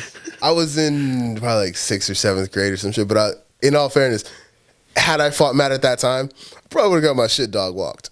But I was like, I guess I'll fight. You're looking at me like that. He was fucking, even in high school, he was not big like this. No, I was little. I was a little guy, dude. I didn't hit my growth spurt until I was like 19. Anyway, what? I never said I wanted to fight you. Yeah, you did, dude. Because I remember. What grade was this? It was middle school. It was like Pauling middle. But why would I say that? It doesn't make any sense. I don't remember. I think I went smack at Dara, and I think you guys were dating at the time, and I think she had told you, and you were like, "Oh, that's cute. Like, I'll fight him." And like, word spread fast enough that like literally the same day, like I was like, "Hey, what's up, shorty?" Like, it was like, yeah, I heard Matt. You and Matt are gonna fight. I'm like, I don't know who Matt is, but. Let's run it. I don't remember that. And then I met you, and you're like, "You're Isaiah?" And I was like, "Yeah." He's like, "What's up, dude?" And I was like, "Oh, what's up, man?" And that was literally it. There was no fight. Yeah, I was gonna say, it was this mad love off the rip, and I was like, "All right, cool." Was that the guy I was supposed to fight? All right, cool. No, trust me, I would not be fighting over. Never mind. Flag that. Can we flag that? But yeah. Trust me. All right, we're over 2 hours, almost 2 hours and 15 minutes. sorry. We want to wrap this up. I just want to know the plan. Yeah, what's the plan? Who's plan? My plan? Yeah, what's the plan with your shorty? I'm gonna ask her out eventually. Y'all gonna get a place, move up north, hang out with me in New Hampshire? Oh, well, no, we're gonna date and see where things go. I don't know. But if Is this it gonna goes affect well, the podcast? What's No, going to it's not happen gonna if she says no? podcast. That's a great question. What did he say? If she says no, if he's telling us his plan and this whole time we're all in on it, and Well, she we're like, listens, Will's back, and and she he's listens like, too. just cries. She listens. That's awkward. This isn't going to affect the pod, though. It hasn't affected the pod. I hung out with her on Sunday. Since June. That's why I was We're good. Yeah, it's been since June. You said an hour away. An hour away which way, though? She's in northwest corner of Connecticut. One of those like small towns. Cool. I was making sure you weren't going an hour south. No. You're just talking to some like Queens bitch or something. No. I was like, hey, bro, you gotta leave that girl alone. But yeah, okay, no, you're in good hands. Did a girl? This better not affect the pod. Yo, relax. That's the you and your work calls. I think are affecting the pod more than anything. We didn't start till 9:00 tonight. Yeah, well, at least I work around it. So do I. I schedule things according to the podcast. I say, and she listens, she supports, and she's one of the viewers. We can't turn that away. You know what I mean? She's tuned in on all social medias. Like we got TikTok, Yikers Island Podcast at TikTok, Yikers Island Podcast on Instagram, Yikers Island Pod on Twitter. Check us out. We're on Spotify. We're on. Yo, Spotify sucks, by the way. Why? Let me just say that. Fuck with Spotify. Nah, fuck that. That's the only way I listen to y'all, dog. Rogan. All right, fuck with Spotify. Never mind. I'll be honest with you, that's the only way I'm listening, bro. Yo, Apple Podcast is so much better, though. We're on Spotify, we're on Apple Podcasts, and we're also on YouTube with a video version of the podcast where you get to see all the goofs, gaffs, laughs. And follow me on Instagram at Tattoo NH if you need an American traditional tattoo or a micro black and gray tattoo. Anything else, don't fucking bother me. Don't hit me up. I'm not doing none of that dumb shit.